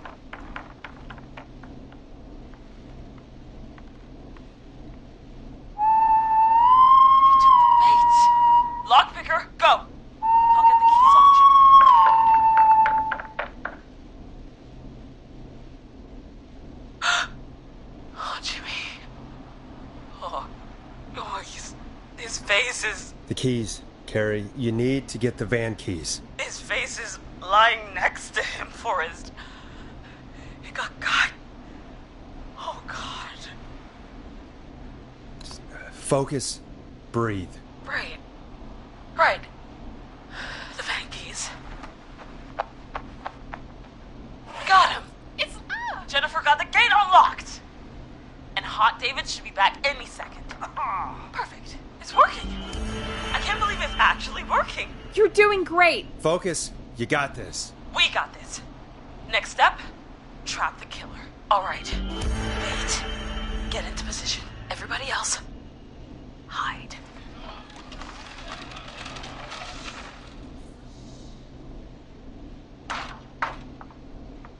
Okay, performer. Now, act like your life depends on it. Oh. There he is. He's buying it. Got it. Now! Push the bookshelf over!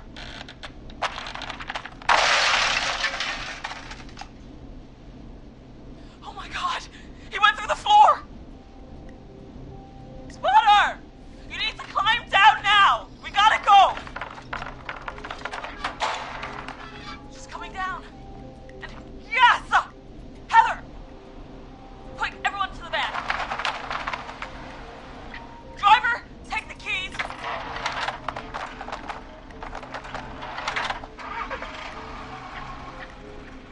The damn gate swung shut.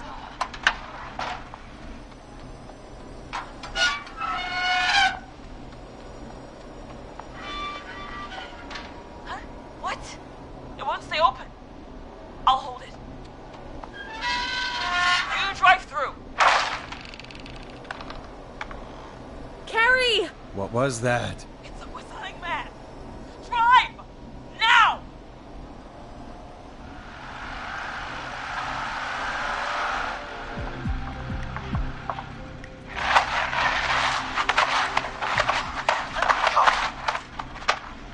Let me go!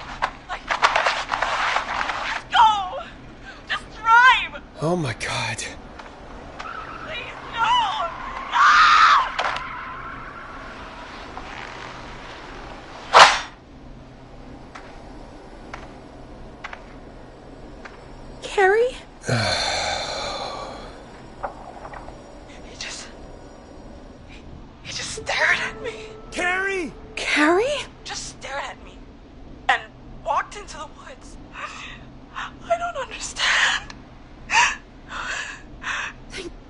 okay. Can you get somewhere safe?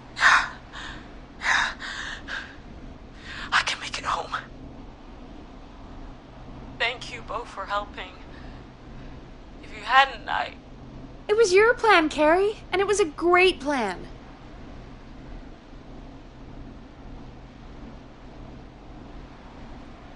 It was really all you, Carrie. Still, I need to get home. Breathe, Carrie. You're okay now. I'll call you when I'm somewhere safe. Talk to you then. Folks, that was a lot. Our thoughts go out to Jimmy's parents in this awful time. For any kids listening in, please stay inside and stay safe. And parents, hug your kids extra tight tonight. Here's a song for the girl walking home in the dark.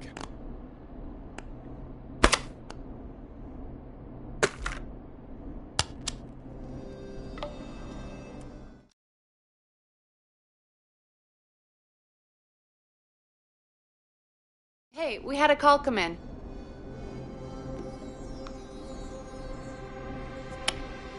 When you're ready, shut the music off. Horace Nash here. Listeners, we've got another caller live on 189.16, The Scream. What's on your mind, caller? Hey, Forrest. I just wanted to phone in and say that I think I speak for everyone when I say that you're providing a real service for Gallows Creek tonight. It's cool what you're doing, man. Well, I'm just doing my job, friend. Anyway, tell me about yourself. What's your name? Are you keeping safe tonight? Yeah, man, I'm good, thanks. I'm at my roller rink, trying to get everything ready for the Harvest Festival tomorrow. I had a guy from Starling Security here earlier installing the Starling 4000 system, so I'm a little behind. As for my name, my friends call me Roller Ricky, and I now consider you a friend, my man. We're friends now, huh? Well, that's kind of you to say. Thanks. Yeah, man. Sounds like roller skating is more than just a job to you. So is this vocational? I wasn't always Roller Ricky. Once upon a time, believe it or not, I used to go by just Ricky. Yeah, back then, things were pretty rough. I used to roll with a bad crowd. Not all bad, but there was one guy. Anyway, some bad stuff went down. I harbored a lot of guilt for a long time and turned to the bottle. I didn't really talk about it or even know how to talk. It's just how it was. That bottle took the best years of my life. Or so I thought. It's never too late, Roller Ricky. How did you turn things around? I joined a support group. I opened up about my problems, and sharing that burden just took so much weight off. It's a long story from there, but I found roller disco. I learned how to have fun again, cutting loose and making shapes. Now whenever I get down, I get down. I'm finally free from it all, man. It's important just to talk to somebody. That's the first step. Ain't that right, Max? Aw, hello, Max. Welcome to the show, Max. Max is my emotional support dog. He's a rescue dog, but I always say he's the one that rescued me. He's the best dog a guy could ask for. Of course, the first thing I did was teach him how to skate. He's better than me now, a real pro. Max can skate? Yeah, man. At first they said it couldn't be done, and then they said it shouldn't be done. But Maxie loves the rink, man. Is that another train, Maxie? Maxie loves trains, man. He's even got that special how to greet them. It sounds like you two make a great pair. Maxie appreciates all the positivity you're throwing out, my man. You know, I'm actually hosting free skating lessons tomorrow at the festival. I think it's a great opportunity to give back to the community. Man, all this talk of skating's got me itching for a boogie. Before I switch my radio off for the night, could I request a song, Forrest? Something I can groove to, you know, something funky. It'll be me and Maxie's final boogie breakdown tonight. Then I think we'll take it down a level. I can do that. Thanks again for calling. You and Max, be safe now, okay? Bye, Maxie. You got it, man. Peace. Well, folks, this next one goes out to Roller Ricky and Max. Enjoy. I really needed that call, you know. after everything. Yeah, I get that. He talked a bit much for my taste, but it is inspiring to hear somebody come back from the brink like that. Yeah, that's what I meant. You were thinking about Max on skates, weren't you? Well, would you look at that? Another caller on the line. What are the odds? Better take it. Okay, Forrest, shut the music off. Welcome back to 189.16, The Scream. This is Forrest Nash. How are you tonight, caller? I'm doing okay. I made it home safe. Gary! Hey, I just wanted to thank you for doing what you could earlier. You know, even though we lost Jimmy, and I don't know. Hey, it's okay. You were so brave earlier. You're safe now. I wanted to ask you why. Why he didn't. Why am I. Why what, Carrie? Why did he spare me? After what he did. Why let me go? Maybe he didn't kill you because he saw you as a victim. Maybe. But why would that stop him from killing me too? After everything he did to. These stupid hazing nights have to stop. Carrie, you did so well tonight. Stay safe and rest. Help is coming to Gallows Creek. We just need to hold on. Thanks, Peggy. Hey, Forrest? Could I request a song? Of course, Carrie. What song? Any song by Blast Processor. And thank you. This next one goes out to Carrie.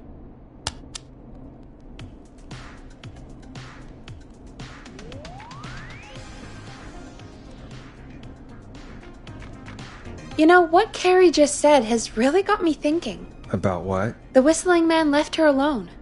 Why? There must be a reason. When it comes to masked whistling killers, I don't think a reason is a key part of their process. Well, it's something to consider. I need to take a break. If you want to stretch your legs, now's the time. Just hit the Peggy button when you want to get back on air. Let's get going, Peggy. Alrighty, we could run another segment or... Scratch that, Forrest. We have a caller. Time to turn the music off.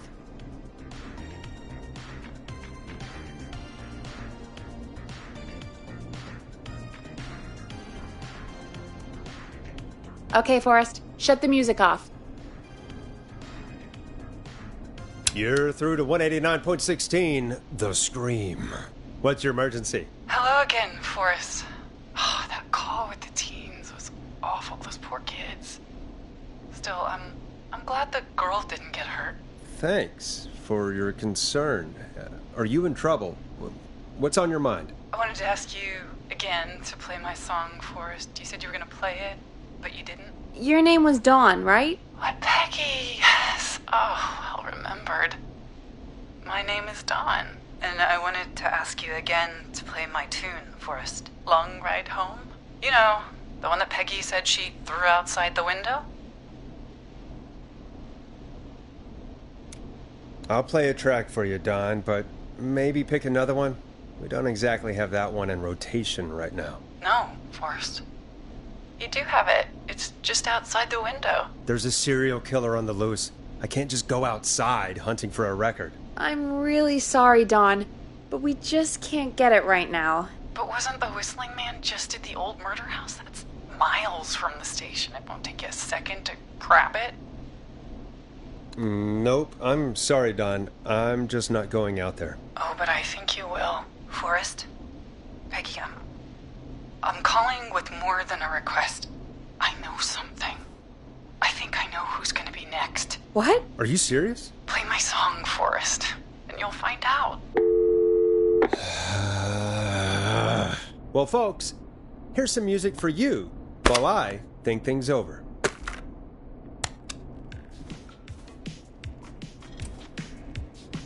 You'll like this next song.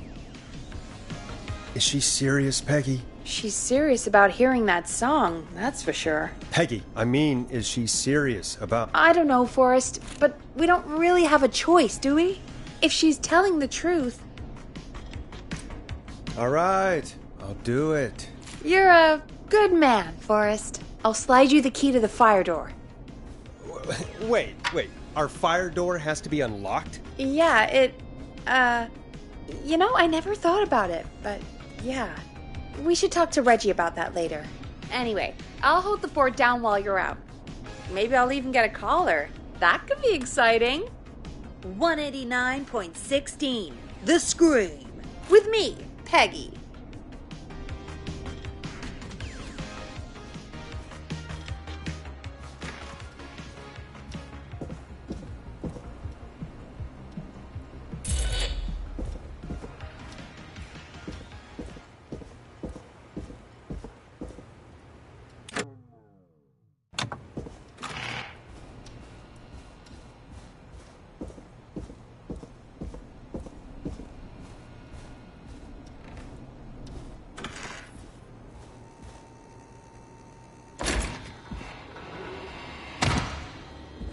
You know, I hope she'll be happy when I'm brutally murdered by the Whistling Man. Out here, in the open, alone.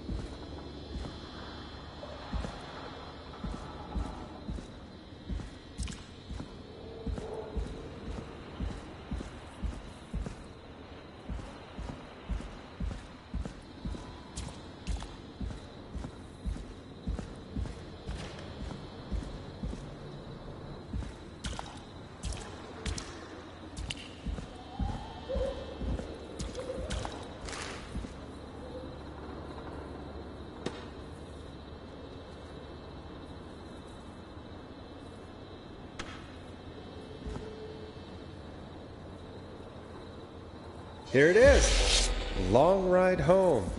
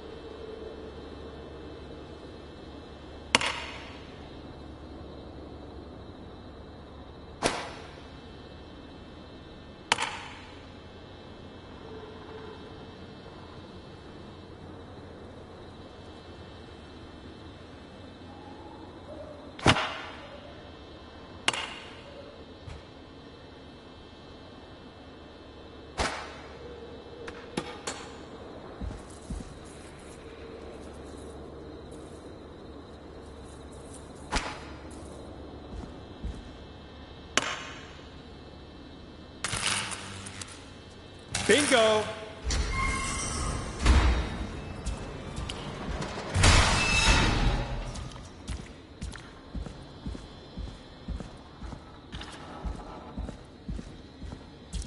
I could probably survive that fall.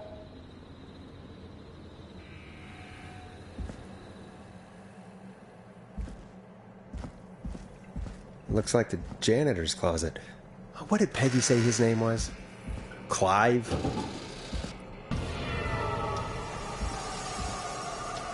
Huh. There's a key. I'll just take that. Might be important. What the hell? Peggy is not going to believe this. I wonder how the show's going.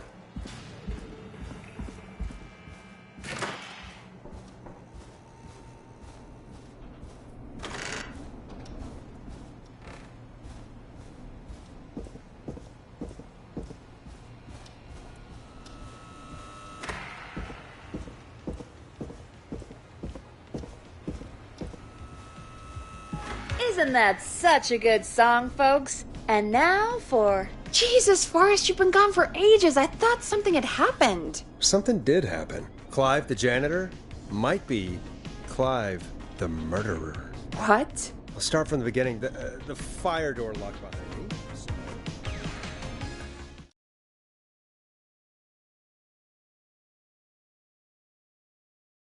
Why did you heave that thing all the way up here? Because the basement's creepy as hell, and I don't like standing around down there. Fair. All right, let's run through this again. We have a creepy board you found in a creepy basement made by our creepy janitor who you think is the creepy whistling man. Yep. And on the creepy board are the names Chuck Brody, Kim Walker, Rebecca Allen, and Aunt Williams. Correct. And you think one of these people will be the whistling man's, Clive's, next target. That's right. And we've got to find them. You said there are 4 locations listed there too? The hospital, the power station, the gas station, and the trailer park. Clive must think the target is at one of those locations. Forrest, you're gonna have to figure out if any of the potential targets are at one of these locations tonight. Hit the button if you need any help. How's it going? I'm ready, Peggy. Are you sure? We've only got one shot at this. I'm sure.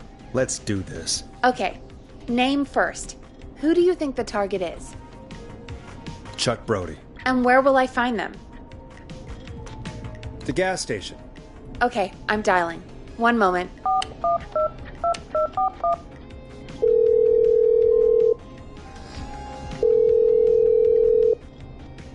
Hello? Chuck Brody! Listen, I know this sounds crazy, but we have reason to believe the Whistling Man is coming for you. You need to get yourself and everyone else out right now. The Whistling Man? Who the hell are you? Who is this? This is Forrest Nash. Listen, the Whistling Man's back. We found a list with your name on it, and... Oh, God. It's today. The year I finally let myself forget. Quit talking and run! I think he ran off. Well, fingers crossed that Chuck... Jeez! It sounds like something blew up! He's using bombs now? Is Chuck? I don't know. Hang on, we're getting a call. Hello? Chuck? Chuck! Forrest! The whole goddamn gas station's gone up. Is anyone hurt? I don't think so. I got everyone to follow me out. The town's only ambulance was blown to hell, though. Yeah. Damn it, that fireball threw me. I've got to get to the hospital. I'm not feeling great. Forrest, man, I can't thank you enough, but... yeah, I gotta go. Wait, damn it. We lost her. What was that about today? Oh, Forrest, the call board is lighting up. Get us into some music while I deal with this. Here's some music while we regroup here on KFAM 189.16, The Scream.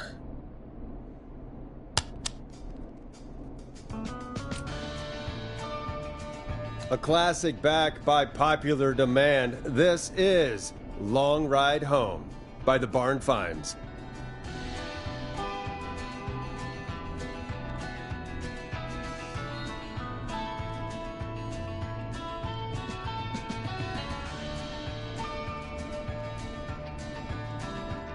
There's gotta be more in the basement to show us who Clive is targeting. And if that's the case, we can get ahead of him. Stop the killings before they can happen. Forrest, we need to go back down. By we, you mean me, right? Yep, like I said, I need to handle all these calls. Maybe start with that creepy mannequin room you mentioned before. I still have a lot of questions about those, by the way. Me too.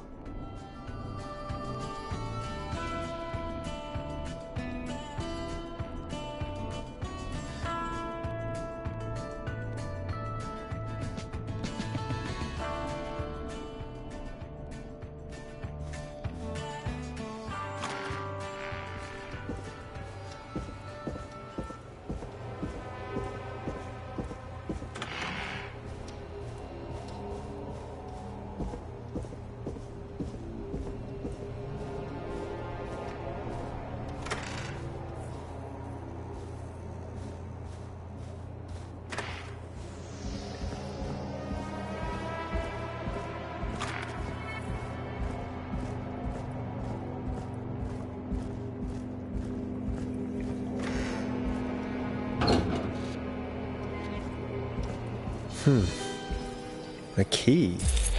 Was this always here? I must have missed it when I brought everything upstairs.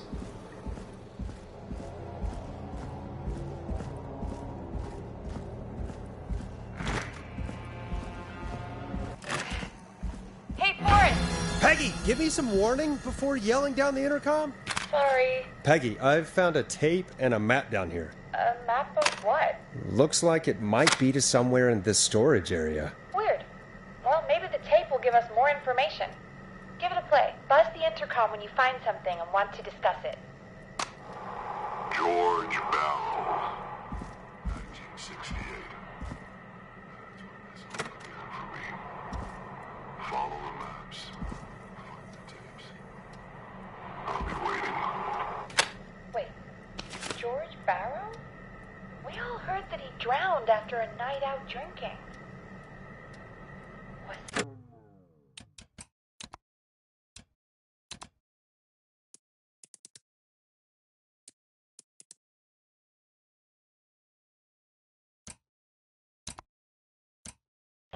Actually, Clive? Has Clive really been the whistling man for that long? He says I need to follow the maps and find the tapes.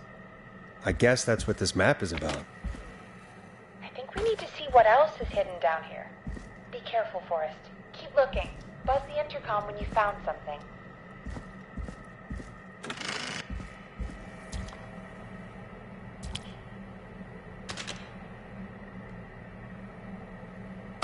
Time of autopsy is 7 a.m. Cause of death is asphyxiation from drowning. The degree of rigor mortis indicates that the subject has been deceased for 5 hours. That makes the cause of death.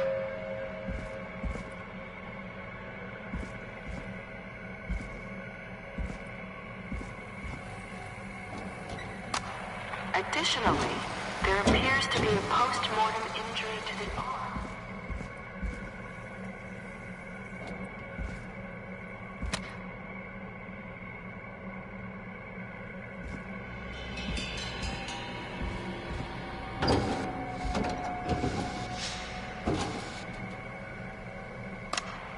It is the coroner's opinion that the subject likely feared for his life and was chased, resulting in a fall from a height into a body of water, where he hit his head, was knocked out, and drowned. Trauma back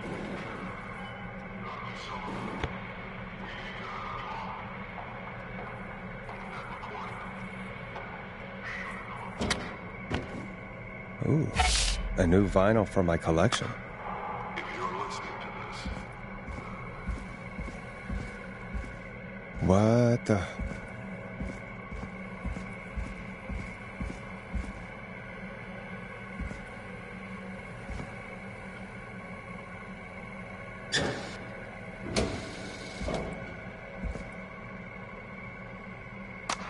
preliminary toxicology results shows no signs of manipulation. However, a high amount of cortisol was found.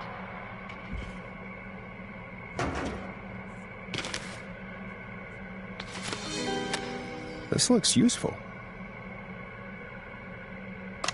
Small lacerations to arms, legs, and face.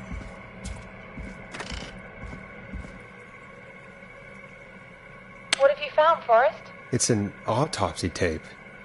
Doesn't say for who, but I think it must be for George. Poor George. He was so young. Something's bugging me, Peggy. What do you mean? I swear I recognize the voice of the woman talking on the tape. I just can't place it. Seriously? Do you think you've met her before? I don't know. I mean, I just got here recently. I don't know. Found another tape. It talks more about how George died. What did it say?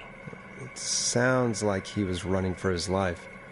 Sprinting through trees and bushes, getting cut up all over. What would drive someone to do that? I'm not sure yet.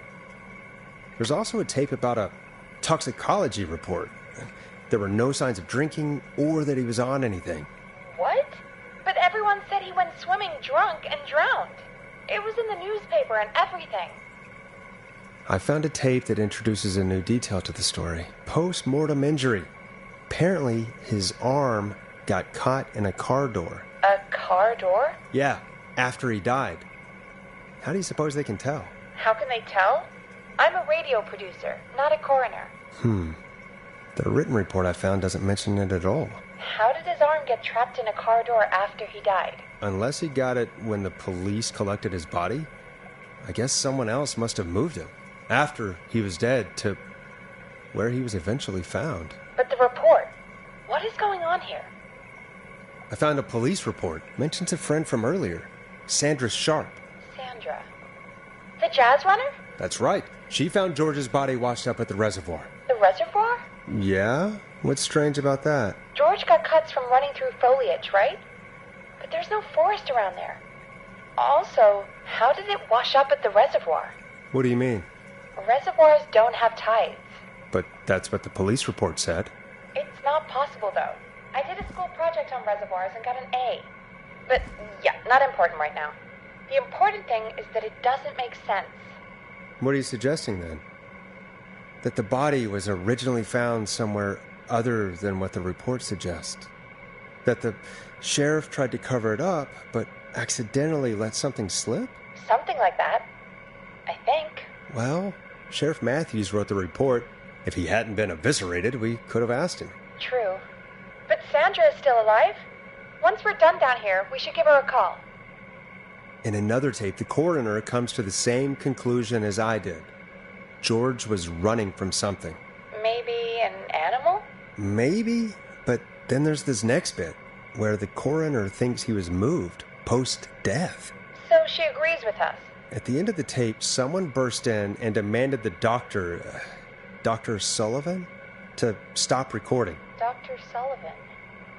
Wait, Virginia Sullivan? She was her caller from earlier. Well, then our caller was involved in a conspiracy around this boy's death. We need to call her back once we finish down here. It looks like she might know something about what's going on. I think I found Clive's last recording.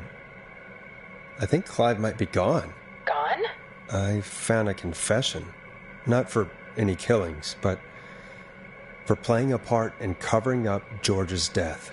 He left this behind in case he died. He hoped someone would find it. Do you think the Whistling Man already got him? Possibly.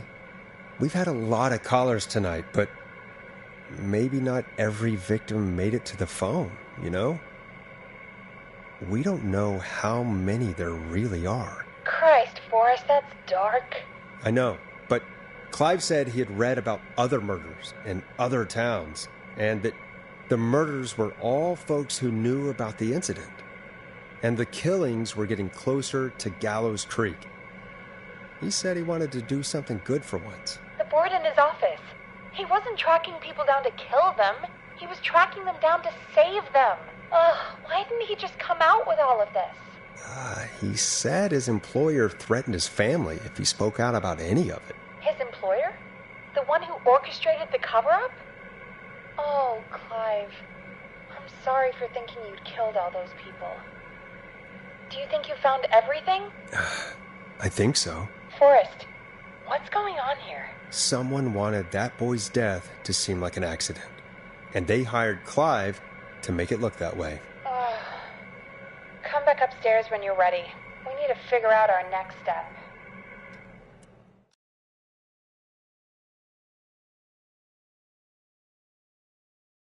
Thank God you're back, Forrest. I've been running out of stuff to pad our airtime with. Peggy, you work in radio. Forrest, I'm stressed. I mean, really, how are we supposed to keep a show going with all this happening?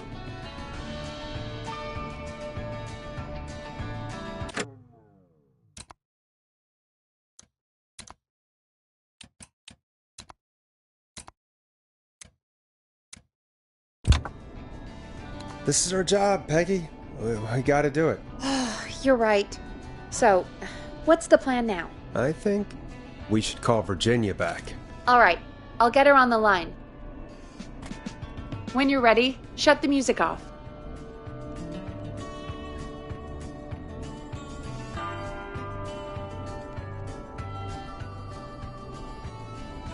Hello again, Gallows Creek. This is Forrest Nash.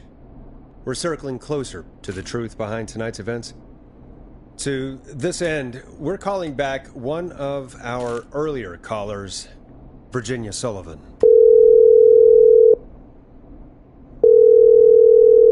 Fredman Plunker here? Who's this? Is it you? Goose? Plunker, hey, it's the Radio Man, Forrest Nash. Radio Man? What's up? Solving mysteries, saving lives. The huge. Right on. Plunker, what are you doing at Virginia's house? She asked if we could stay to keep an eye out for that whistling turd. So we're hanging out, bro. Well, that's big of you, Plunker. No, it's nothing. Can I speak to Virginia? Sure thing, Radio Man. I'll just go get her. Who is this? Hey, Virginia, it's Forrest. I'm glad you're still okay. Oh, Forrest. Sorry, I'm still jumpy.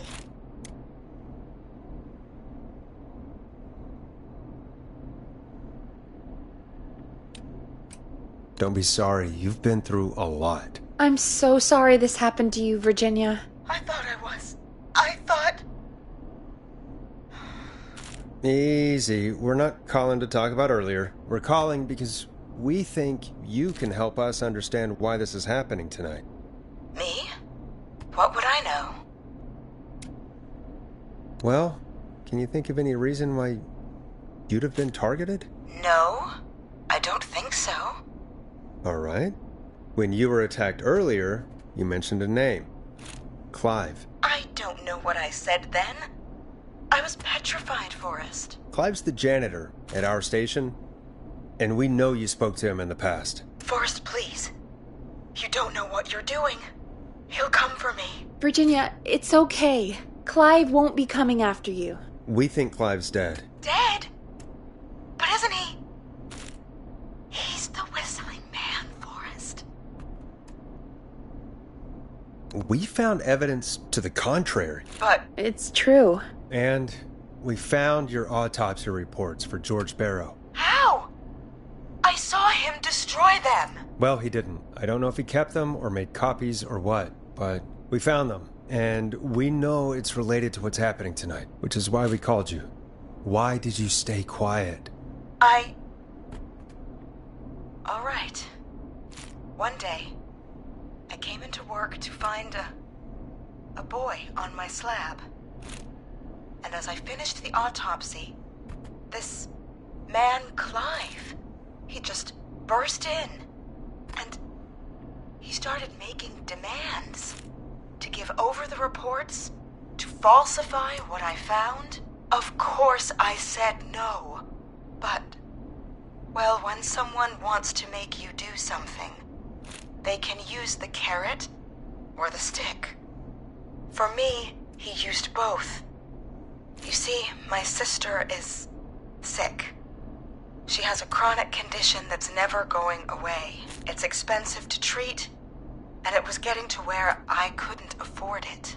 And Clive promised me that his employer would pay for my sister's treatment if I did what he said, and that if I ever spoke about this, He'd beat me to within an inch of my life. I don't know why he had me do it, but my sister needed me.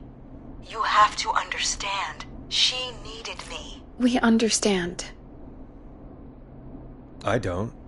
You helped cover up the death of a child. Forrest! But he threatened me. And my sister... You abused your power to help yourself. Oh, God. Forrest, that wasn't necessary. It needed to be said. So, Virginia's tied up in all of this. Clive threatened her to keep quiet about George's death. But for who? Why cover up these details? Well, we know Sandra was involved in George's death. Do you want to call her? I do. All right, but before we go asking questions, I think we should know what we want to ask. Is that fair? Yeah, we need to ask her about finding the body. She was the one who discovered it, but something just doesn't add up. 100%. She knows more than she's saying. I wonder what she's hiding. We'll hopefully find out soon. Anyway, just be careful when you're talking to her. Don't push too hard. We don't want her to hang up. I'll be careful. All right, calling her now. Hopefully she's at her jazz studio. Aha! Forrest, you're through. Hello, this is Sandra at Jazz Pizzazz Jazz Studio. Who's this? Hello again, Sandra! It's Forrest Nash of 189.16, The Stream. And you're live on air. Oh, I always thought folks called into a radio show, not the other way around. How jazzy. What can I do for you? Well, we're trying to understand what's behind the attacks tonight. We had a few questions. Why, Forrest, of course. Heck, after the way you saved my life, I'd say yes to just about anything you asked. Really? Well, that sounds nice. I might just call you back tomorrow then, too. Oh, you got my number.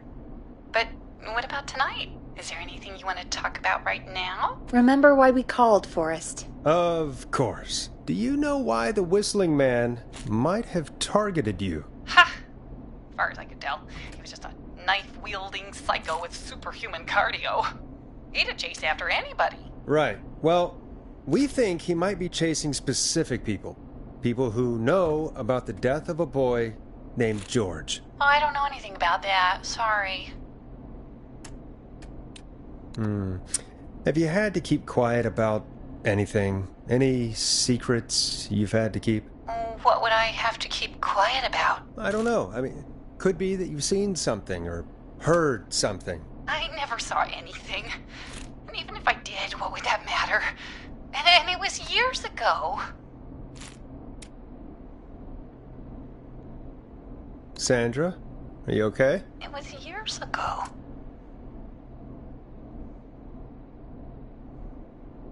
We know, Sandra. You do? You know about? Yes. Of course. This studio is my life. After I found the body in the river, I couldn't lose my studio. Do you understand?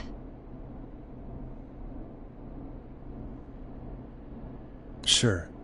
I understand. When the rent just kept going up, he said he'd stop if I just needed to keep quiet. And everything would be okay. Of course. We understand. I mean, it's not like I killed him. What was the harm in saying I found him in the reservoir instead of the river? Right? Right? I'm sorry. I can't do this. And she's gone. I don't think that could have gone any better. You truly did great, Forrest. Well, folks, if anyone out there has any thoughts on what's going on tonight, please call in. That's good timing. We've got a call waiting just this second.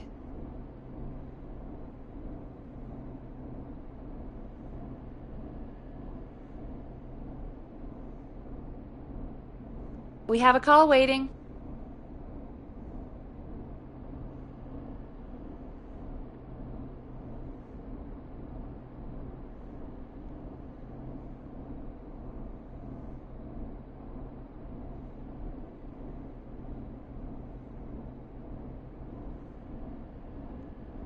I suppose I should take this call.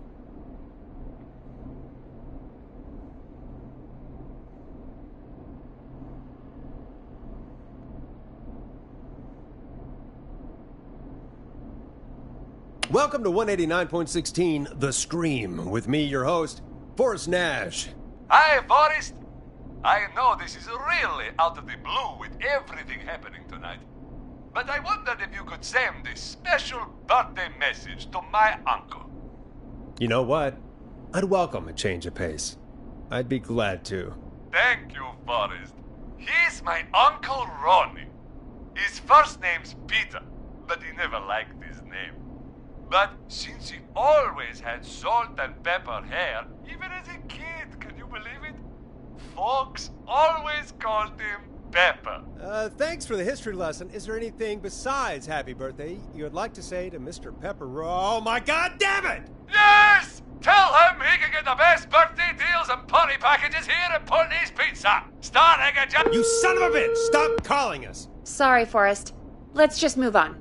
We've already got another caller on the line. This is 189.16 The Scream. I'm Forrest Nash. You're on the air, caller.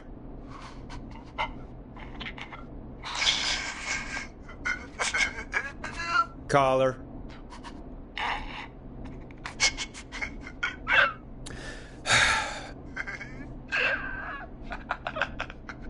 Ponty. Ponty's Pizza always delivers. Come rain or sleet or whistling man, we'll be there.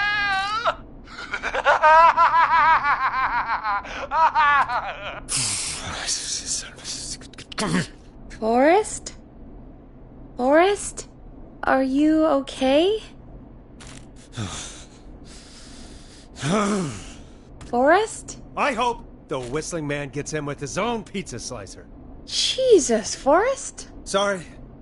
That was too much. It's okay. It's been a high-stress night. Don't worry about him anymore, okay? Not for tonight, anyway. I think he's spent for now. We've got another call, whenever you're ready.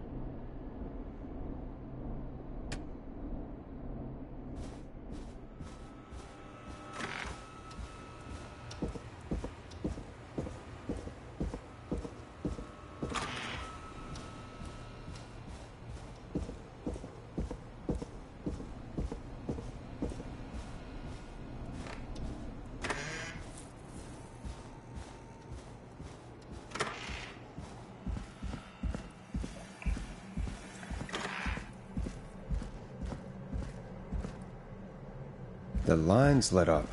I need to take the call.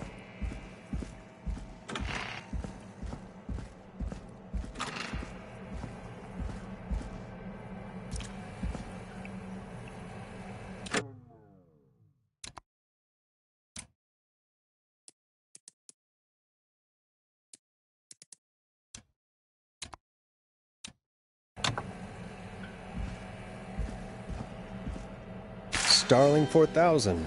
User manual. Ah, these codes should come in handy. Caller waiting for us.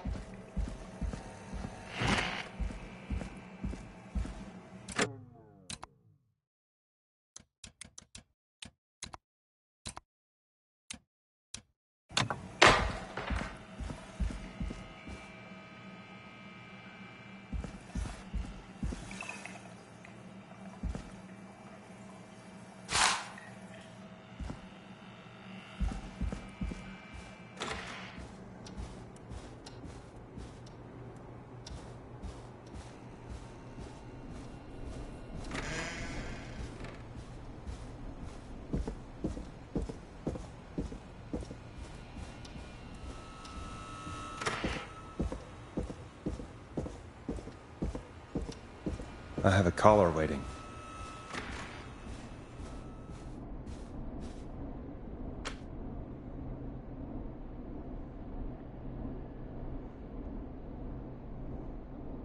Folks, don't spend your money at Ponty's Pizza. That's all I'm gonna say about that. Moving along, I'd like to welcome another caller to 189.16 The Scream. With me, Forrest Nash. Who, may I say, is calling? Well, hello again, Forrest. Dawn. Dawn? We played your song, Long Ride Home. Did you hear it? Can you tell us? Never mind that now. Forrest, I'm calling because I need your help. Don. We had a deal. Kept my end. Who is the next target? Oh, it's too late for that now. I'll be the judge of that. Oh, fine. Chuck Brody was the next target, but that ship sailed. How did you know it was Chuck? Well, if I tell you, I might just put more people in danger. People are already in danger. This might help. Forrest, I don't have time. I need your help. Do you mean... Yes, he's after me now. You? I think so. He must have heard me on the radio, helping you. Helping? You didn't exactly help. Maybe I've been helping more than you know. I was out following a lead, trying to work out who would be next, after Chuck. And what happened? And I started to feel like I was being followed. I came back to my apartment building, but this newfangled security system has me locked out. I need you to help me get inside. Can a neighbor let you in? I only moved in last week. I don't know anybody yet. There's not even a buzzer here, only the keypad for the entry code. I need that code to get inside. Which apartment block do you live in? Maybe one of our listeners lives there too. It's the New Woodside apartment building between the town hall and the trailer park, but I doubt any of your listeners live there. I don't have many neighbors. Sounds like a prime piece of real estate. The sound really carries at night. Shit. Sounds like a noisy part of town. It is. Boy, I wish he'd muzzle that thing and... Oh. And now he's blasting David Scopo out of his window. This night can't get any... What's that van? It's coming down the street. I don't think he's seen me yet. Forrest, please. I need your help. I need the code for that security system, or I'm gonna die.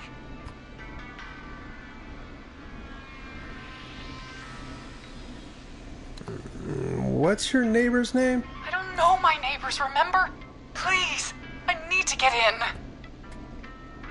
What's the name of the security system?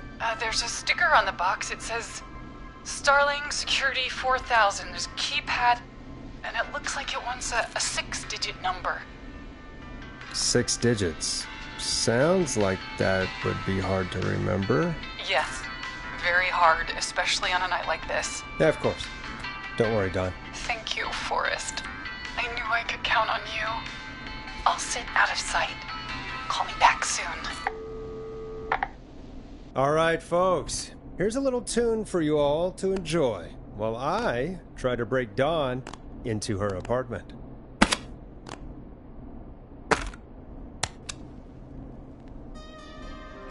Coming up for your listening pleasure, it's Caged Tiger with their single, One Last Goodbye.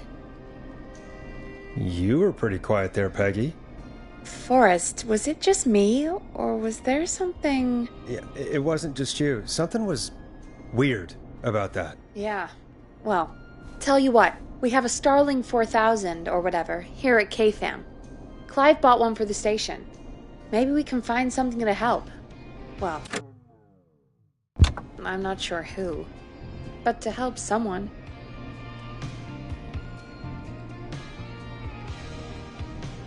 Okay, so she's locked out of the Woodside Apartments, and somewhere, Clive probably has the papers for the Starling 4000.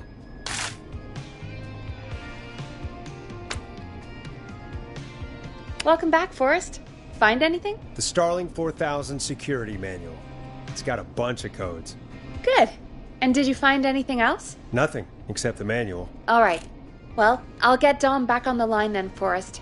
I'll let you take it from here. Thanks, Peggy. When you're ready, shut the music off.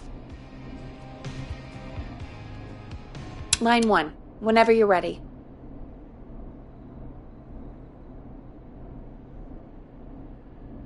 Don, are you there? This is Forrest Nash from 189.16, The Scream. Oh, thank God you're back. I've been so afraid. What's the code to the gate? The code is 191519. Thank you, Forrest.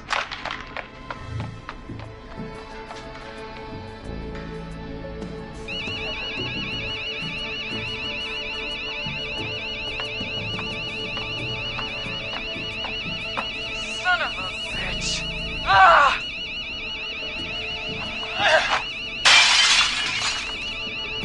Is she?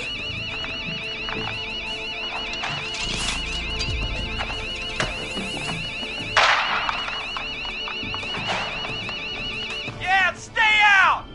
Nobody disrespects the sanctity of the ring. Don't ever come back here again. I'm calling the cops! Thank God. Hello? Is someone there? Ricky, get back inside and turn on the radio. Whoever that was, she was trying to break into the ring. She? Forrest, man, you got no idea. That was him! That was the whistling man.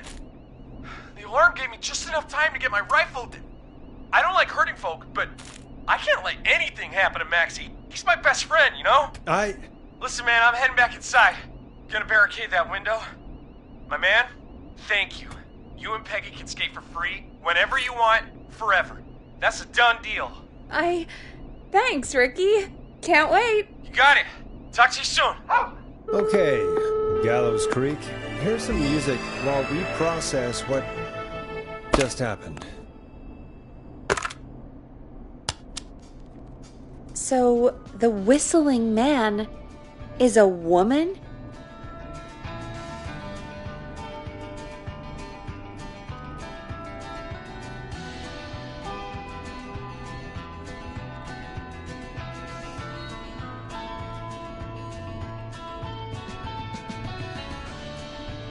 I know.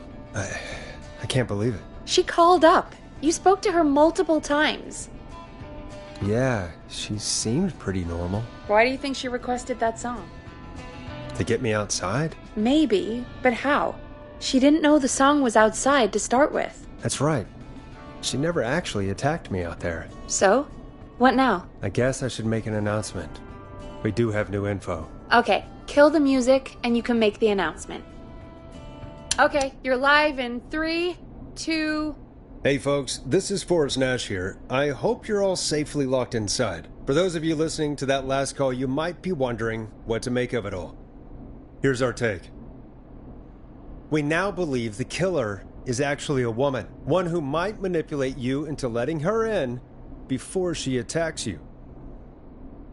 We're neighbors. Look out for each other and stay safe. The killer was calling themselves Dawn.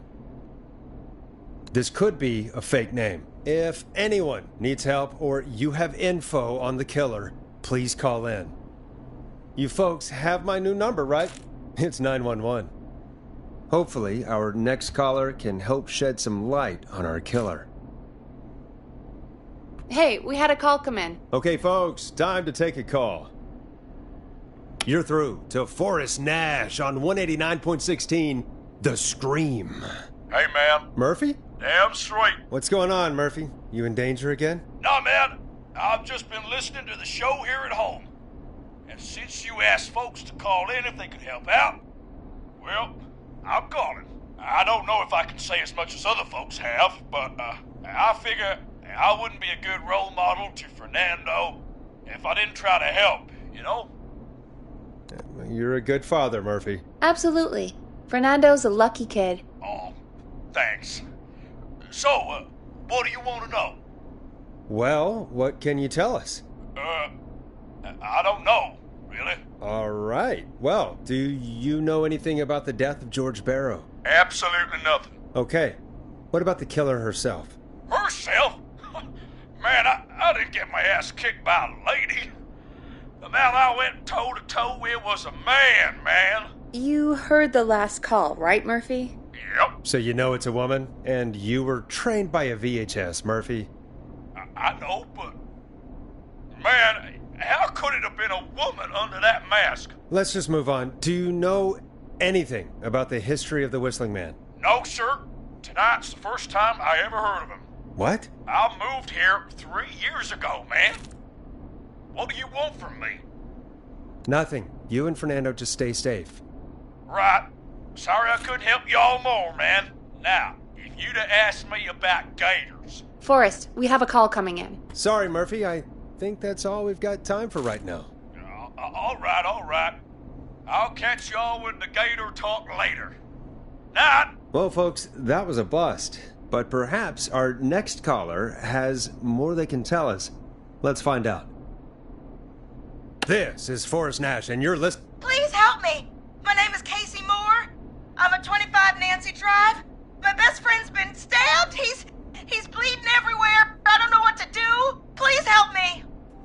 Somebody's been stabbed? Can you tell me what happened? We'd been out at the reservoir. We were heading back to his place when we heard this whistling all of a sudden. He just started freaking out. He screamed at me, told me to hide. I'd never seen him like that, and I just panicked and ran and hid in a bush. Oh no. Forrest. Then what happened? He went up the road and talked to someone. I couldn't really hear or see anything. It sounded like he might have known the person, and they just stabbed him. Casey, was his attacker the whistling man? The who? They had a mask and wore all black? That's all I know. Please, we need help here. I'll get you help, but I need to know. Where did the masked person go? They left. They left him to bleed out. I waited until they were gone, then dragged him into the garage and called 911. Wait, why didn't she make sure he was dead? I don't know. I think I heard them say something like, "It's not so funny now, is it?" Before they left, but please, he needs to get to the hospital. I can't drive, so we need an ambulance. Forrest, the ambulance was destroyed in the explosion at the gas station. You should get all the info you can. What's your friend's name, Casey? It's Jason Parker. Can you tell us where Jason was stabbed? They stabbed him in the stomach, and then stabbed him again in his leg when he was on the ground, and it's... Oh, the knife is still there in his leg. We'll be right back. Peggy, patch us through to the hospital. On it. Phoning St. Gabriel's now. Switch to line 2. Hello, St. Gabriel's Hospital. How can I help you? Hi, this is Forrest Nash from 189.16. We have a stab victim at 25 Nancy Drive named Jason Parker. He's been stabbed in the stomach and the leg. He's bleeding heavily. Oh, God, I'm sorry. But the ambulance is... well, you know. I know, but please, we need something, or he's going to die. Forrest, Listen, you're going to have to get him here. We need to see him, and we can't get there ourselves right now. We don't have any way to drive him right now. And even if we did, he's bleeding out fast.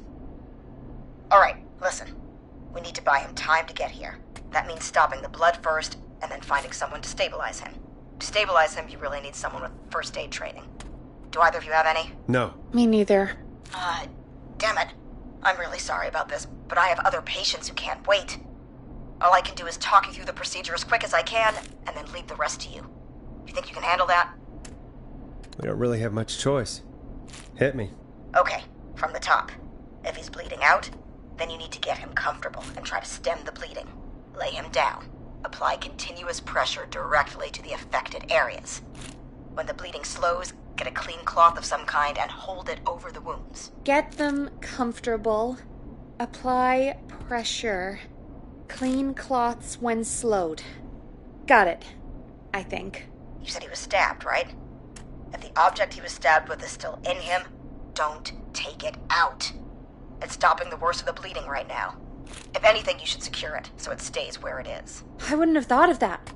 It makes sense, though. God, that was a lot of info. But I think we can handle this. Glad you got it so far, because there's more to go. This is a lot to remember. Are you sure you can't stay on the line? We're wasting time. Please, just let me continue. If he's lost a lot of blood, he may enter shock. If he does, act fast. If you applied a cloth and it's bleeding through, don't remove it. Just apply another on top of it. If it's safe, elevate his legs to get blood circulating to his vital organs. Try to keep him warm. Get him to rest and reassure him. We need the patient to stay calm. All right, don't replace bandages, elevate his legs, keep him warm and calm. This is a lot. I'm really sorry. That's as much as I can give you right now. Try to stop the bleeding. Find someone to get him stabilized and get him here as quick as you can. Good luck. All right, Forrest. Casey's still on line 1. Hello? Hello? Forrest, are you there? I'm here. How is Jason doing? Badly. He's still bleeding. I need help. I've been putting pressure on his stomach wound since you left, but he's still bleeding. I don't know what to do. That's good, Casey. The nurse said to do that. What about the knife in his leg? It's gotta be hell. Should I pull it out? No, don't touch the knife. The bleeding will get worse if you pull it out. Are you sure? I'm sorry. I'm gonna stop making taking suggestions. No, don't worry, Casey. We're a team here. We're all going to get Jason through this. Casey, is his leg wound bleeding right now? I hate looking at that knife. Yeah, it's bleeding. His stomach is worse, though. I think we need to secure the knife so it doesn't move around. Do you have anything you can tie around it? Yeah. There's some laundry piled up on top of the dryer, some cloths on the hood of the car, and what else? I guess I've got my jacket. Look in the laundry for something like a towel or a shirt. Hold that over the wound. Okay. Looks like I'm gonna have to buy you some new whites, Jason. Here we go. I'm sorry, Jason. It's secure. I'm putting pressure on his stomach again. Oh, I'm starting to think we might make it. Forrest, can I have a word? Casey, I'm gonna have a quick word with Peggy. Keep putting that pressure on and let us know when the bleeding is under control. You're doing great. But what if something happens? We'll still be here. Just shout if you need anything, and we'll be there. I promise. Okay. I'll wait. Jason, please be okay.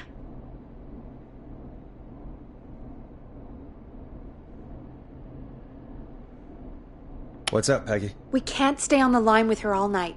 Dawn is still out there. What if other people need us? You're right. She's probably on her way to her next target right now. Exactly. And you heard the nurse.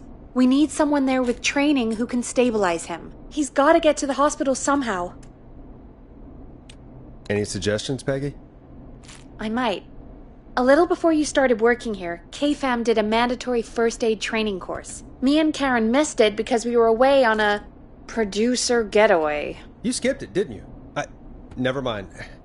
So, how does KFAM's first aid course help us? Casey said they're at 25 Nancy Drive, right? Yeah? Why? They put up a bunch of cheap houses around there about 10 years ago. So a bunch of people here at the station live around there. Do you think any of them could help Casey and Jason? Probably, but I don't know who lives there. And since I missed the training day, I don't know who knows first aid. Could you call them and ask? I don't know everybody's numbers. I've only ever called Karen. Everybody's personnel info is probably in Reggie's office. Got it. I'll look through their files in Reggie's office. It's a life or death situation. I'm sure they won't mind. Right. But there are a couple of problems with that. Go on. It's sensitive information, so Reggie probably locked it in his safe. Great. Do you have any idea what the combo for the safe could be? Not a clue. Reggie's a serial note taker, though. Maybe something in his office will give it away. Right. There is something else. I'm not gonna like this, am I? Have you ever heard, the future is floppy? Peggy, what the hell are you talking about? I'm talking about floppy disks. Floppy disks are like these futuristic things that have information on them. You put them in a computer and they do something. Peggy, I know what a floppy disk is. Anyway, Reggie decided that the future is floppy and started phasing out our physical records and replacing them with these floppy disks. I imagine it's the same for our personnel files. That's good to know. Since we haven't heard anything from Casey, I'm guessing Jason's okay for now. I'll check out Reggie's office and see what I can find. You'll need a key for that. I'll just slide it under my door now. Thanks, Peggy. I just have to look around.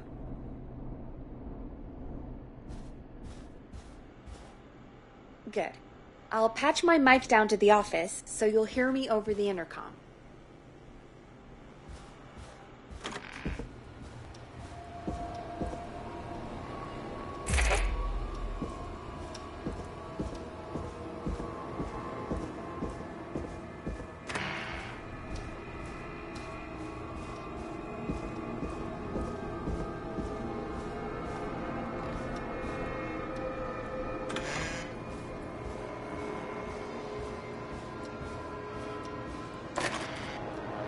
Looks like I need a 4-digit code.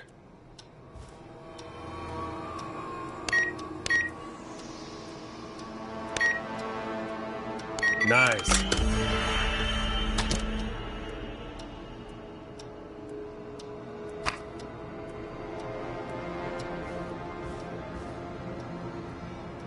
I'm in, Peggy. I found the floppy disks. Just put it in the slot, right? You got it. Remember, we need somebody with medical training who lives near 25 Nancy Drive. Let me know when you've got somebody. And don't waste time on anybody that can't help us.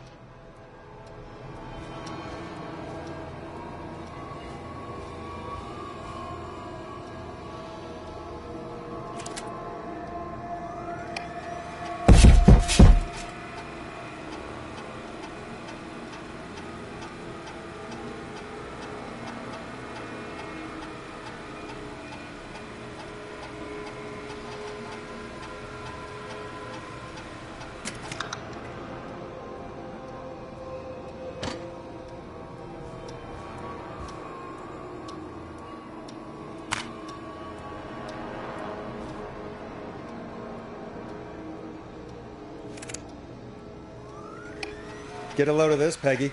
Apparently, I'm a lone wolf type. Forrest, what are you doing? We don't have time for this. We have a man literally dying on the line, and you're more interested in you. You're right. I'm sorry. I need to focus on possible candidates. I can read the rest of this later.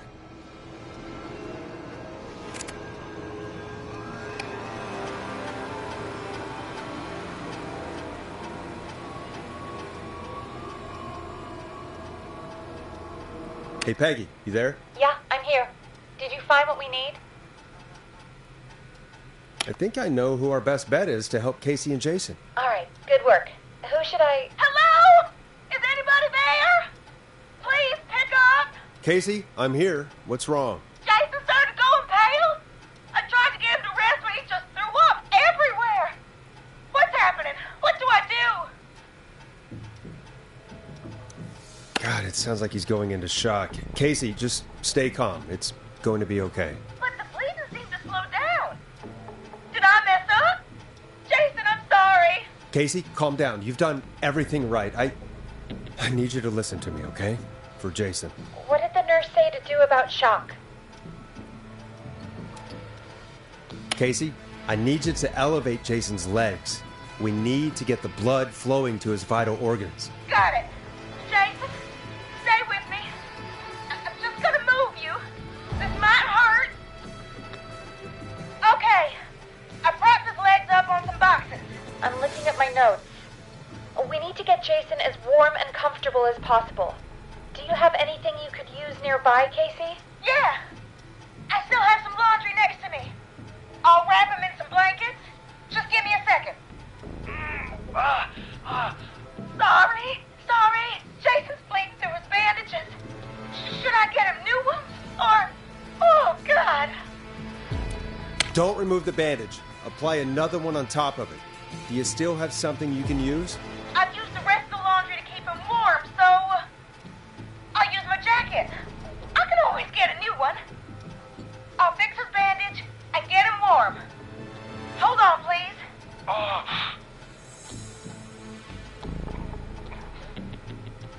Sorry. I'm done. You're gonna be okay, Jason. Just relax now, okay? Boy, I'm scared. He's not doing well. Is he gonna... Casey, I need you to be strong for Jason. Sit with him and reassure him that everything's going to be okay. Okay? Okay. Please, I can't give him what he needs. Please, help. I can't lose him. All right, Forrest, we need to hurry. Jason doesn't sound like he's doing too well. You said you knew who to call earlier? Who was it? We need to call John Hedges. He lives on Nancy Drive. He didn't really participate in the first aid training, but he's a former war medic. He's probably the most trained person we have. Really? I never really spoke to him before. A war medic, huh? Yeah, and according to Reggie's notes, John keeps all of his old equipment at his house. He's something of a hoarder. All right. What's his number? 542-0735. Calling now. Let's hope he picks... Who the hell is this calling me at... What time is it? John, it's Forrest Nash here at KFAM. We have an emergency and we need your help. Forrest, if this is a work emergency, then it can wait until the goddamn morning. Just leave me a note like everybody else. A man has been stabbed by the Whistling Man, or... Never mind.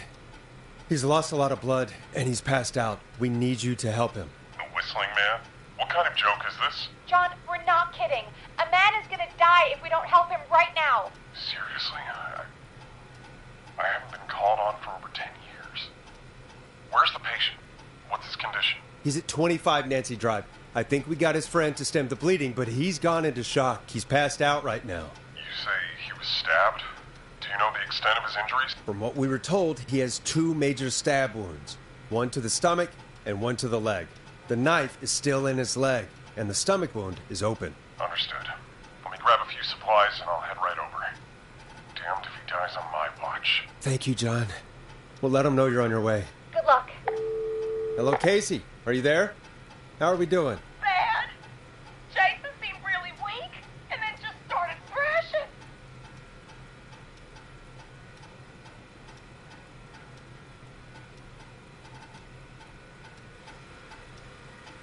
What about now? Is he still thrashing? He's passed out. Please tell me you found someone to help. Casey, help is on the way. My colleague will be there soon. You hear that, Jason? Someone is coming. You're gonna be just fine. Just hold on for me, okay? Just hold on. Come on. Hello, Casey? John Hedges. I'm here about Jason. Please let me in. I'm guessing that's Jason there. Casey, I'm gonna need your help. Forrest, Peggy, don't you two worry. We've got this from here. Okay. Forrest, we'll call you back later. I have to go now. Good luck, everyone. God, I hope he's gonna be all right. And with that, the show moves on. We're sending our best wishes to Jason.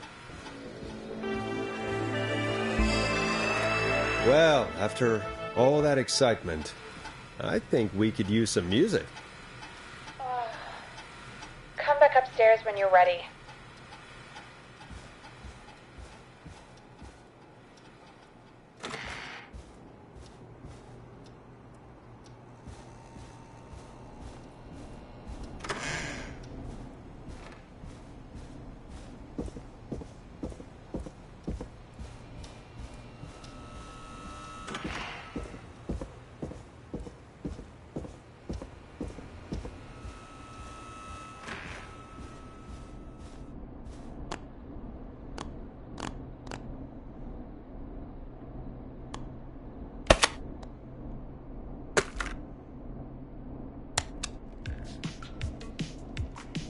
Hope you enjoy this one as much as I do.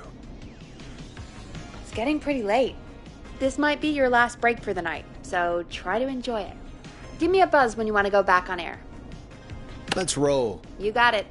We've got another call coming through, too. Okay, Forrest, shut the music off.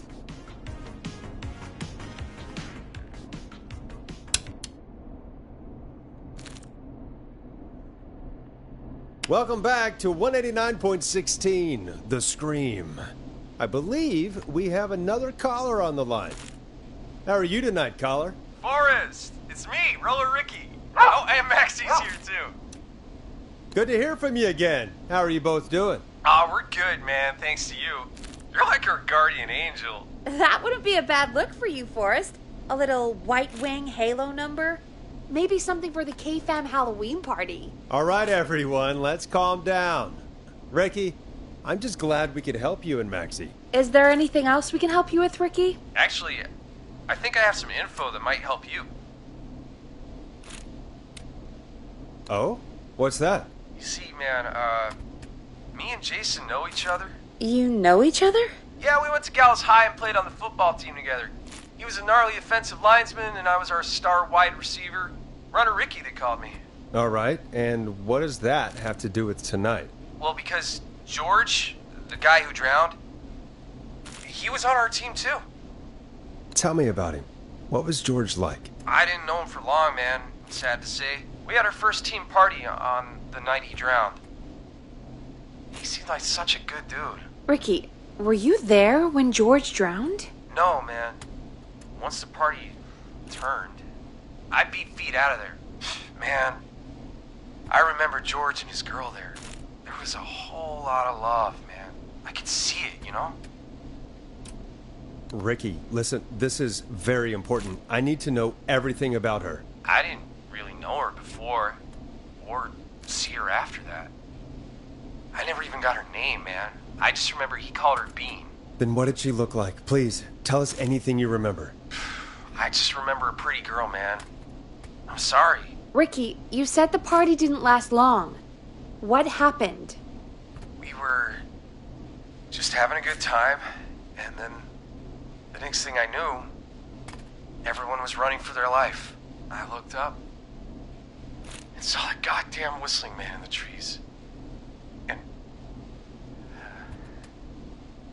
And I never ran so fast in my life. I ran straight home. Didn't know about George until next morning at school. I'm guessing it was whistling night, wasn't it? That the whistling man was just another kid. Yeah.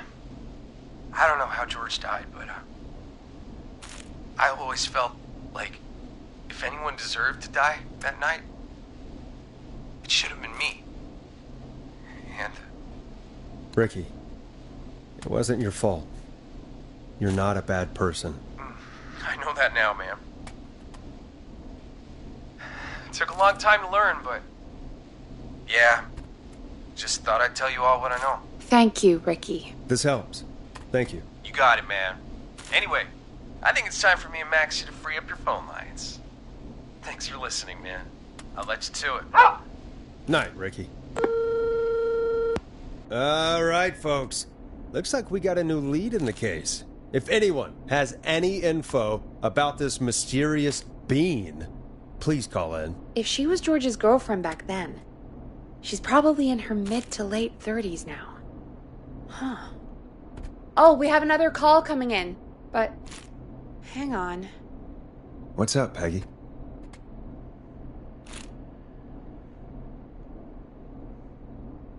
Peggy? You're gonna want to take this call off the air. Who is it? Just do it.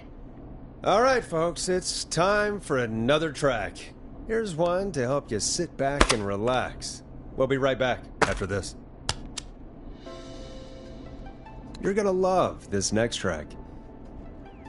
I hope this is good news, Peggy. Who have we got? Find out for yourself on line 1. Hello? Forrest, I'm glad I got back through to you. Sounds like it's been a busy night, huh? Surprise! It's Leslie, our 911 operator, leading the charge from Henderson to come save us. It's so good to hear from you. Are you okay? We're doing okay. Sarah and I are both happy to be headed back home. We're happy to have you too. Wait, Sarah? Oh, yeah, I mean Deputy Martinez. Anyway, we got back into radio range a little while ago. We've been listening in, but haven't been able to get through until now. Ever since you found Sheriff Matthews, it's only gotten worse. It's been a long night. Well, it shouldn't be too much longer now. I'm glad I got through to you. I wanted to let you all know what's going on. I made it to Henderson. Turns out somebody had cut the phone lines, and they had no idea what was happening. After I told them, well, their sheriff sent a goddamn squad back with me to stop this. That's great news!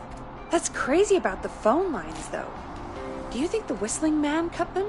I'm guessing so. I don't know how the whistling man did it. But that doesn't matter right now. Listen, we're coming in hot, but we need your help. I know Gallows Creek isn't a big town, but if we don't know where the whistling man is, we can't get him. Her. That's where you come in. Haven't we helped enough? I mean, now that you're back, can't you just... Forrest! Ignore him, Leslie. We'll do whatever it is you need us to do. Right, Forrest? Thanks, Peggy. It might be a long shot, but here goes. The whistling man already called up a few times. I bet she calls again. We're still a little ways out of town, so if she calls, stall her. Buy as much time as you can for us to get in. And while you're talking to her, try to figure out where she is. We'll be listening in, so once her location is known, we'll head straight there and end this nightmare. I don't know. Is she really just gonna give up her location? I guess we'll find out. Anyway, I'll radio the other cars and tell them the plan is a go.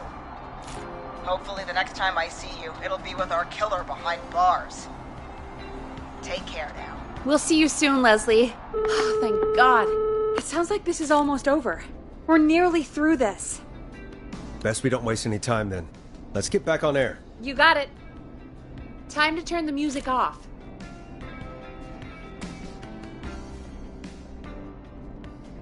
Bringing you back live now. Welcome back to The Scream with me, Forrest Nash. The line is lit up, but before I get to our next caller, I just want to say, things are looking up. It's almost over. But for now, let's bring in our next caller. Evening, caller. This is Forrest Nash. Hello, Forrest. This is John Hedges. I'm here with Casey. I wanted to give you an update on Jason. John! Is he gonna be okay? He's a fighter. He'll be fine. We've got him stabilized and resting in a bed. We're preparing to move him to the hospital. Thank you so much. If you hadn't been there, then... God, I don't even want to think about what would have happened. Of course, Casey. We're just happy he's okay. John, Casey, you two did all the work. Tell Jason to get well soon from us, whenever he's up for it. Well, why don't you tell him yourself? Is this Forrest? The one and only. I hope you're feeling better. It's good to hear you, Jason. How are you? Oh, well, you know. I've got a hole in my stomach, and there's a knife in my leg, but John gave me something to take the edge off. So, I might feel even better than either of you. Oh. Take it easy until you get to St. Gabriel's. I will.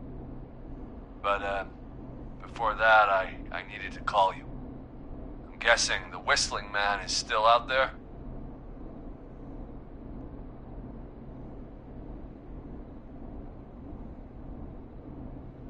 Yep. As far as we know, anyway. I was worried you'd say that. God damn it. Actually, I'm glad you called. I wanted to talk to you about what happened earlier. Go for it. We spoke to Roller Ricky not long after you were attacked. You spoke to Ricky?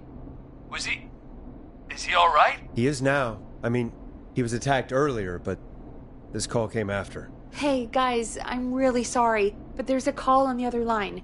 I just need to make sure we don't have another situation brewing. You fill Jason in on what happened. I'll be right back. Sure, Peggy. Sorry, Jason, where was I? Yep.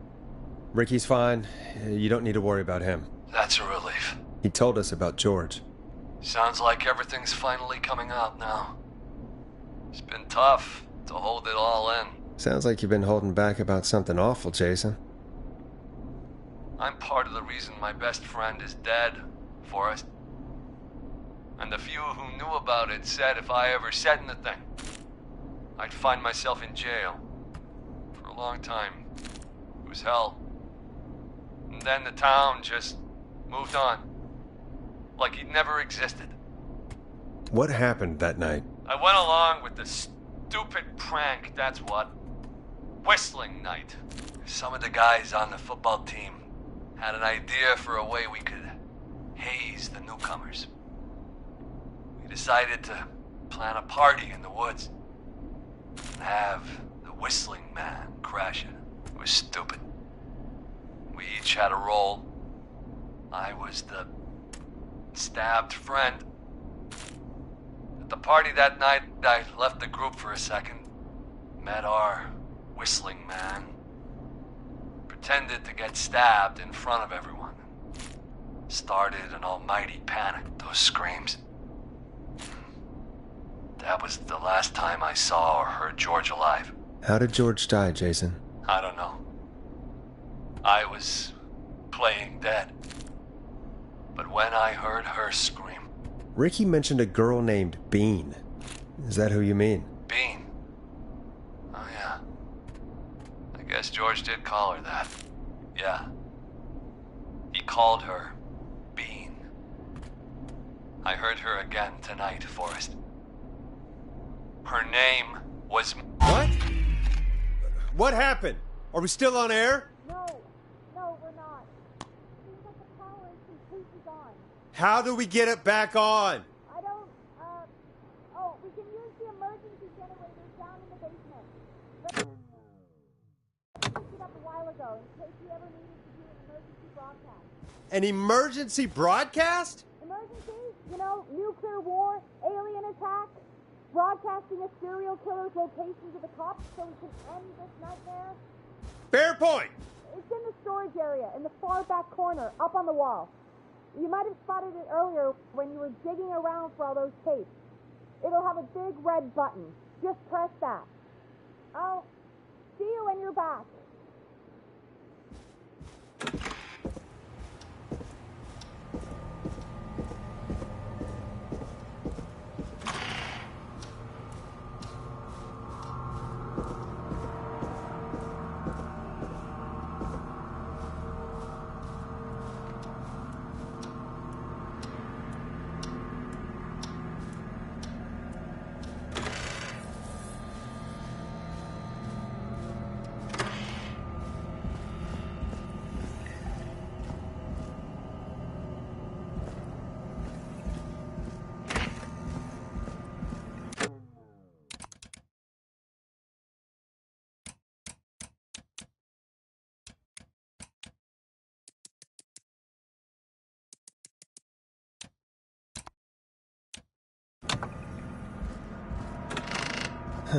Far back corner. Why is this station so big?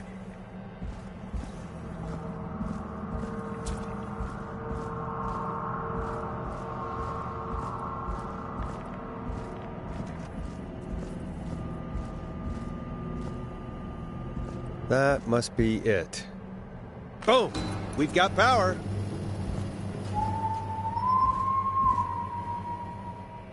The whistling man. I need to warn Peggy.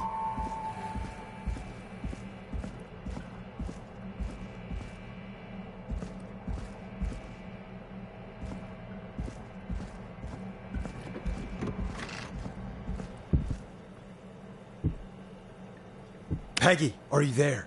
Are you... Peggy! I need to get back upstairs.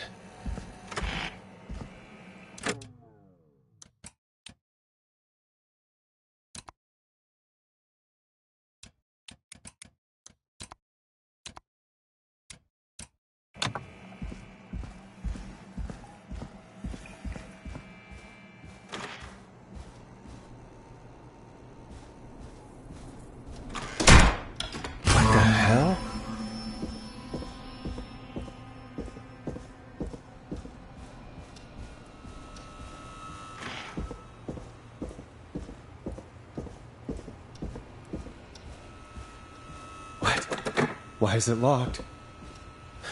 Oh no. Peggy! Where'd you go?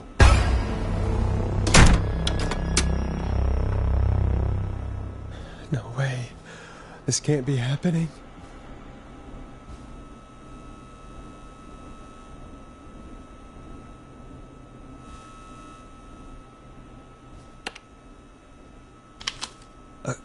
A call.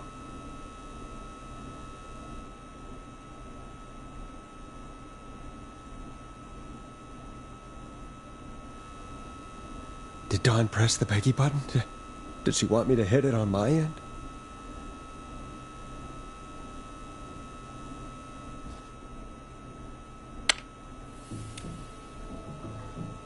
Where's Peggy, Dawn? Have some patience, Forrest. It's almost the end of the night.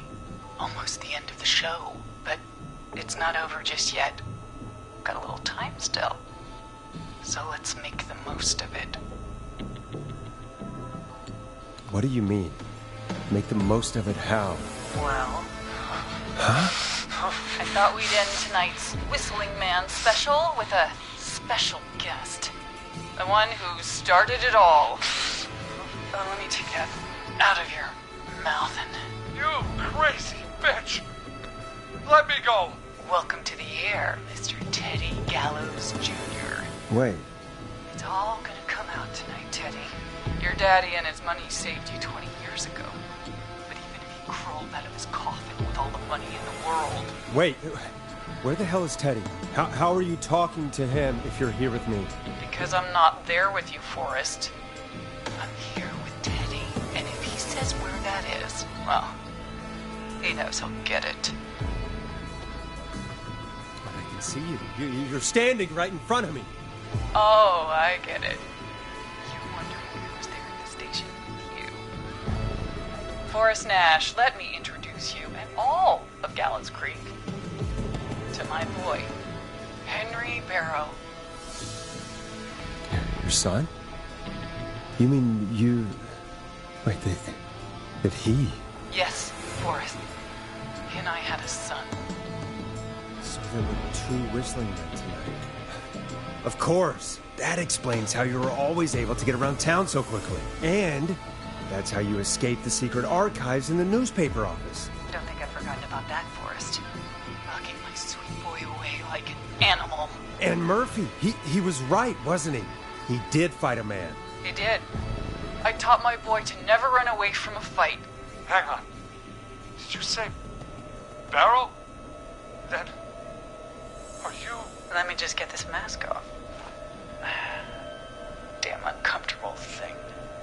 No wonder Mooney went crazy wearing this. There we go. Marie Campbell? George's old girl. Oh, well, it sure has been years since I last saw. Oh, God damn it.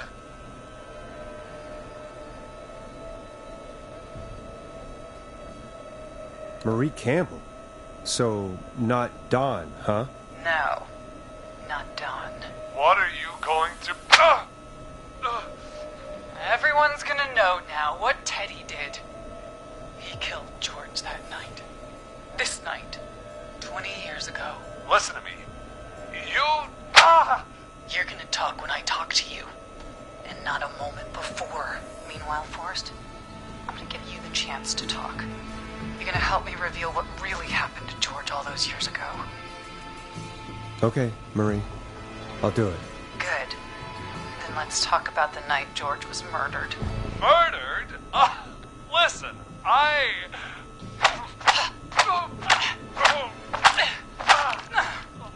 I said you speak when you're spoken to. Now, I know you've done some good work tonight in piecing together what happened to George 20 years ago, and that's why I want you to interview us.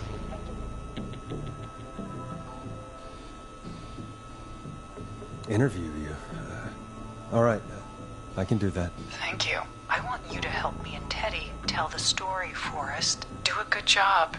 And hell, you might be the only one to leave here alive.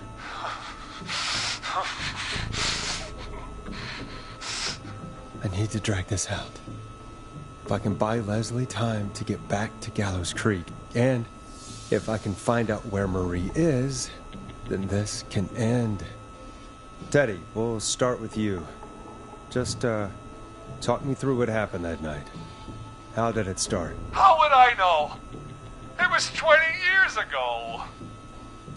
Teddy, be honest with me or we're both going to die. Honest? Forrest, I'm trapped here with a psycho. What the hell? God damn it. Okay. Our first team party was coming up.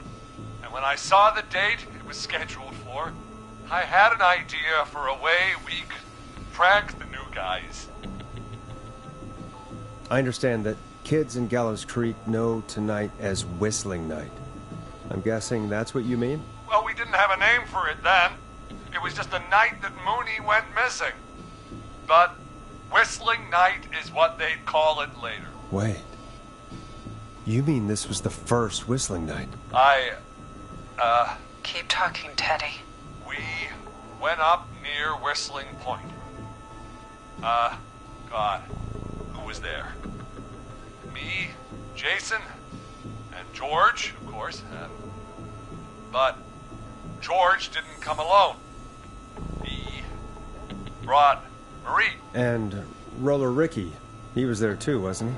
Yes, Ricky was there too. Runner Ricky, our wide receiver. I helped him off the bottle, you know.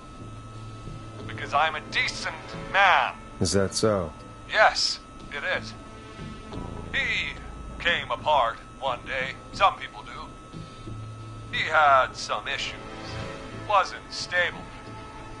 I didn't want him to hurt his chances in life, so I helped him keep himself together. You were afraid he would talk about that night, weren't you? Keep talking. About midway through the night, we put the prank into action. We looked up at the trees and saw Jason there, bloody, like he'd just been stabbed. And the whistling man, screaming. George and I and Ricky, we got left behind. But Ricky was in on it too. I know he was. He and Teddy were as close as anybody. Teddy must have told him the plan. Did you ask Ricky if he knew or not? I didn't see any reason to. Why? Because Ricky phoned up earlier. He didn't know anything about it, Marie. What? He had no idea what was happening. He said he was as terrified as anybody. Isn't that right, Teddy? You didn't tell him, did you? Ricky never could keep his mouth shut. If we told him, he would have given everything away. But well, it doesn't matter. He didn't run his mouth enough to tell anybody about it afterwards. He's still guilty. It was just a stupid prank. How can you still say it was just a prank? Oh, come on.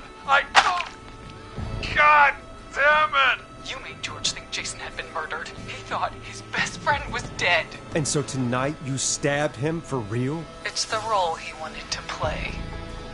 Jason's still alive, Marie. He was with a friend. We talked her through how to stop the bleeding and got him professional help just in time. Oh. Well, shame he didn't have the good sense to die earlier. He's gonna regret that. Enough about him. Me and George took off running, but somehow we got separated in the woods. I ended up near the bottom of Whistling Point, and when I noticed George wasn't with me, I panicked. And then, I don't know how he snuck up on me, but the Whistling Man grabs me. I scream, and he starts laughing, telling me it's just a joke. I can stall for time here. How did you feel in that moment? I felt like nothing was real. I felt small and confused. And who was under the mask, Marie? Who was the Whistling Man? It was Chuck. Chuck Brody. Laughing away. But then he stops. And he's looking up. At the top of Whistling Point. What was he looking at? Teddy, what happened next? Nothing. I mean, it was just... Teddy?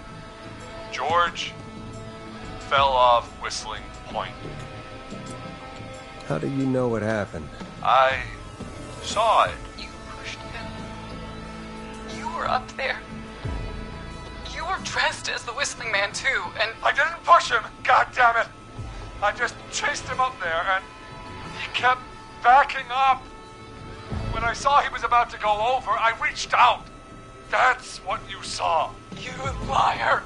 It's not my fault. He didn't know it was a joke. If he'd had any brains, he would have realized. You bitch. No one's going to believe this. After all you did. If she's lying, why the cover-up? My future was at stake, Nash. You know what it's like. People like us are bred for bigger things. I'm going to be the mayor of this town, Forrest. And then governor. And then, who knows? What happened that night was tragic. It should never have happened. But it was a mistake. It was just a stupid joke gone wrong. So my father sent Clive out to clean it up. Why should a blip ruin my future? George was a blip? He wasn't a blip, Marie. His father covered it up from there. I searched for George's body all night, but Sandra found him the next morning while out jazz running. she found him in the river, but she lied about that to protect Teddy. She said something about her rent going up, unless she... Teddy, did your father own Sandra Sharp's dance studio? It's Gallows Creek, not Sharp Creek. I'd answer the question if I were you, Teddy. Yes, okay. We own most of the town. That's it then. Your father was going to run her out of business unless she lied and said she found him in the reservoir instead of the river. What my father did in his business dealings is nothing to do with me. The false reports. That's why you killed Sheriff Matthews too, isn't it, Maria? Not just to get him out of the way, but... Everyone was in on it, Forrest. Even the coroner wrote a fake report. Said George was drinking, that he just got himself into trouble, and... I saw. I'm sorry. For all it's worth, Virginia didn't have much of a choice. She had a sick sister whose treatment she couldn't afford. She played along with the gallows to save her sister's life. And her own. Even still, she should have told the truth. I did my part. I tried everything I could think of. I even went to the newspaper, but no. That coward killed the story. We'll take care of Maurice Russell later. You've been through hell, Marie. I'm sorry. You've got no idea. Never should have started. You shouldn't have pushed my George on the brink. You should have been punished. It's coming to a stop. At least for now. Here, where George and I first met, before he joined the football team, was right after he shot the winning throw. Wait a sec. You're at Gallows Creek High, in the gymnasium. That's right, Forrest. Not that it matters, but yes, we're here. Anyway, I think that about wraps up the interview with Teddy. So... Marie? Where? Oh my god. Peggy! Teddy? You gotta help me. Quiet. You'll talk more later. Now I have to talk to someone who mattered more than you ever did. Peggy. It's been so long since I've seen your face. I worried you wouldn't come. Marie! Oh my god. I thought you... And here I was, thinking you'd forgot me. I'd never forget my own sister. Forrest seems lost for words. Wanna explain, Peggy? Earlier, while you were speaking to Jason, I got a call. You remember? Well, it was from Dawn. She said that my sister Marie was there that night George died, and that I should come to the gym for a reunion. And when you walked in, you found out. That my sister is the Whistling Man. Good to see you too, Peggy. Why didn't you tell me any of this? She said that it was my last chance to see my sister. I knew if I told you, you'd try to stop me or come with me when we need you on the radio. And I just... I'm sorry. This has to be a lot for you. What happened to you, Marie? You just disappeared one day. Disappeared? I was thrown out, Peggy. I begged Mom and Dad to do something about what happened that night, but did they care? No, they told me to stay quiet. They only cared when they learned I'd been with George, and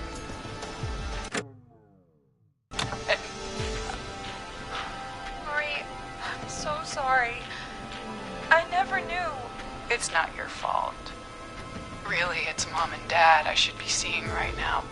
But since they're dead and gone, well, I'll have to settle for the next best thing. Next best thing? Do you mean? Someone has to pay for what they did. Marie, please. Mom and Dad are gone, Peggy. Besides, you forgot me. Just like the rest. You forgot Marie, Peggy never forgot about you. Keep your mouth shut. She kept a card from you. She kept it here on her desk. What card? The card you made me for my 8th birthday. What does it say then? Happy birthday, Peg. Now you're great and 8. Love, M. Henderson police! Freeze! No! Henry! Get out of there! Ah! Peggy! We have 2 wounded, and we're in pursuit of the suspect. Henderson police! Freeze!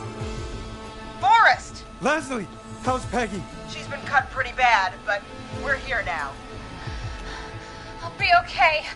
God, Marie! Hey, Zara! I need you to look after Peggy. She needs help.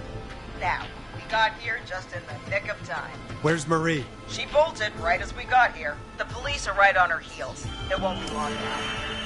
It's over, Forrest. Well, folks, it was a long night, but we made it through together. I'm gonna head off to go check on Peggy. This has been Forrest Nash. Good night. And good morning.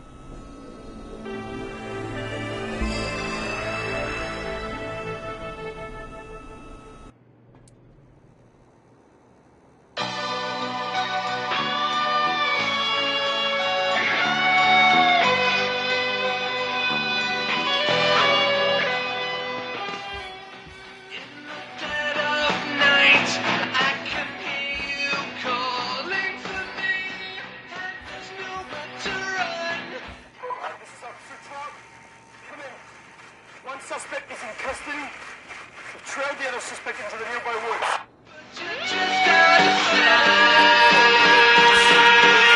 And you won't let me go. Oh no. Here in the darkness, I've got this feeling. It's growing stronger inside of me. It's a killer frequency.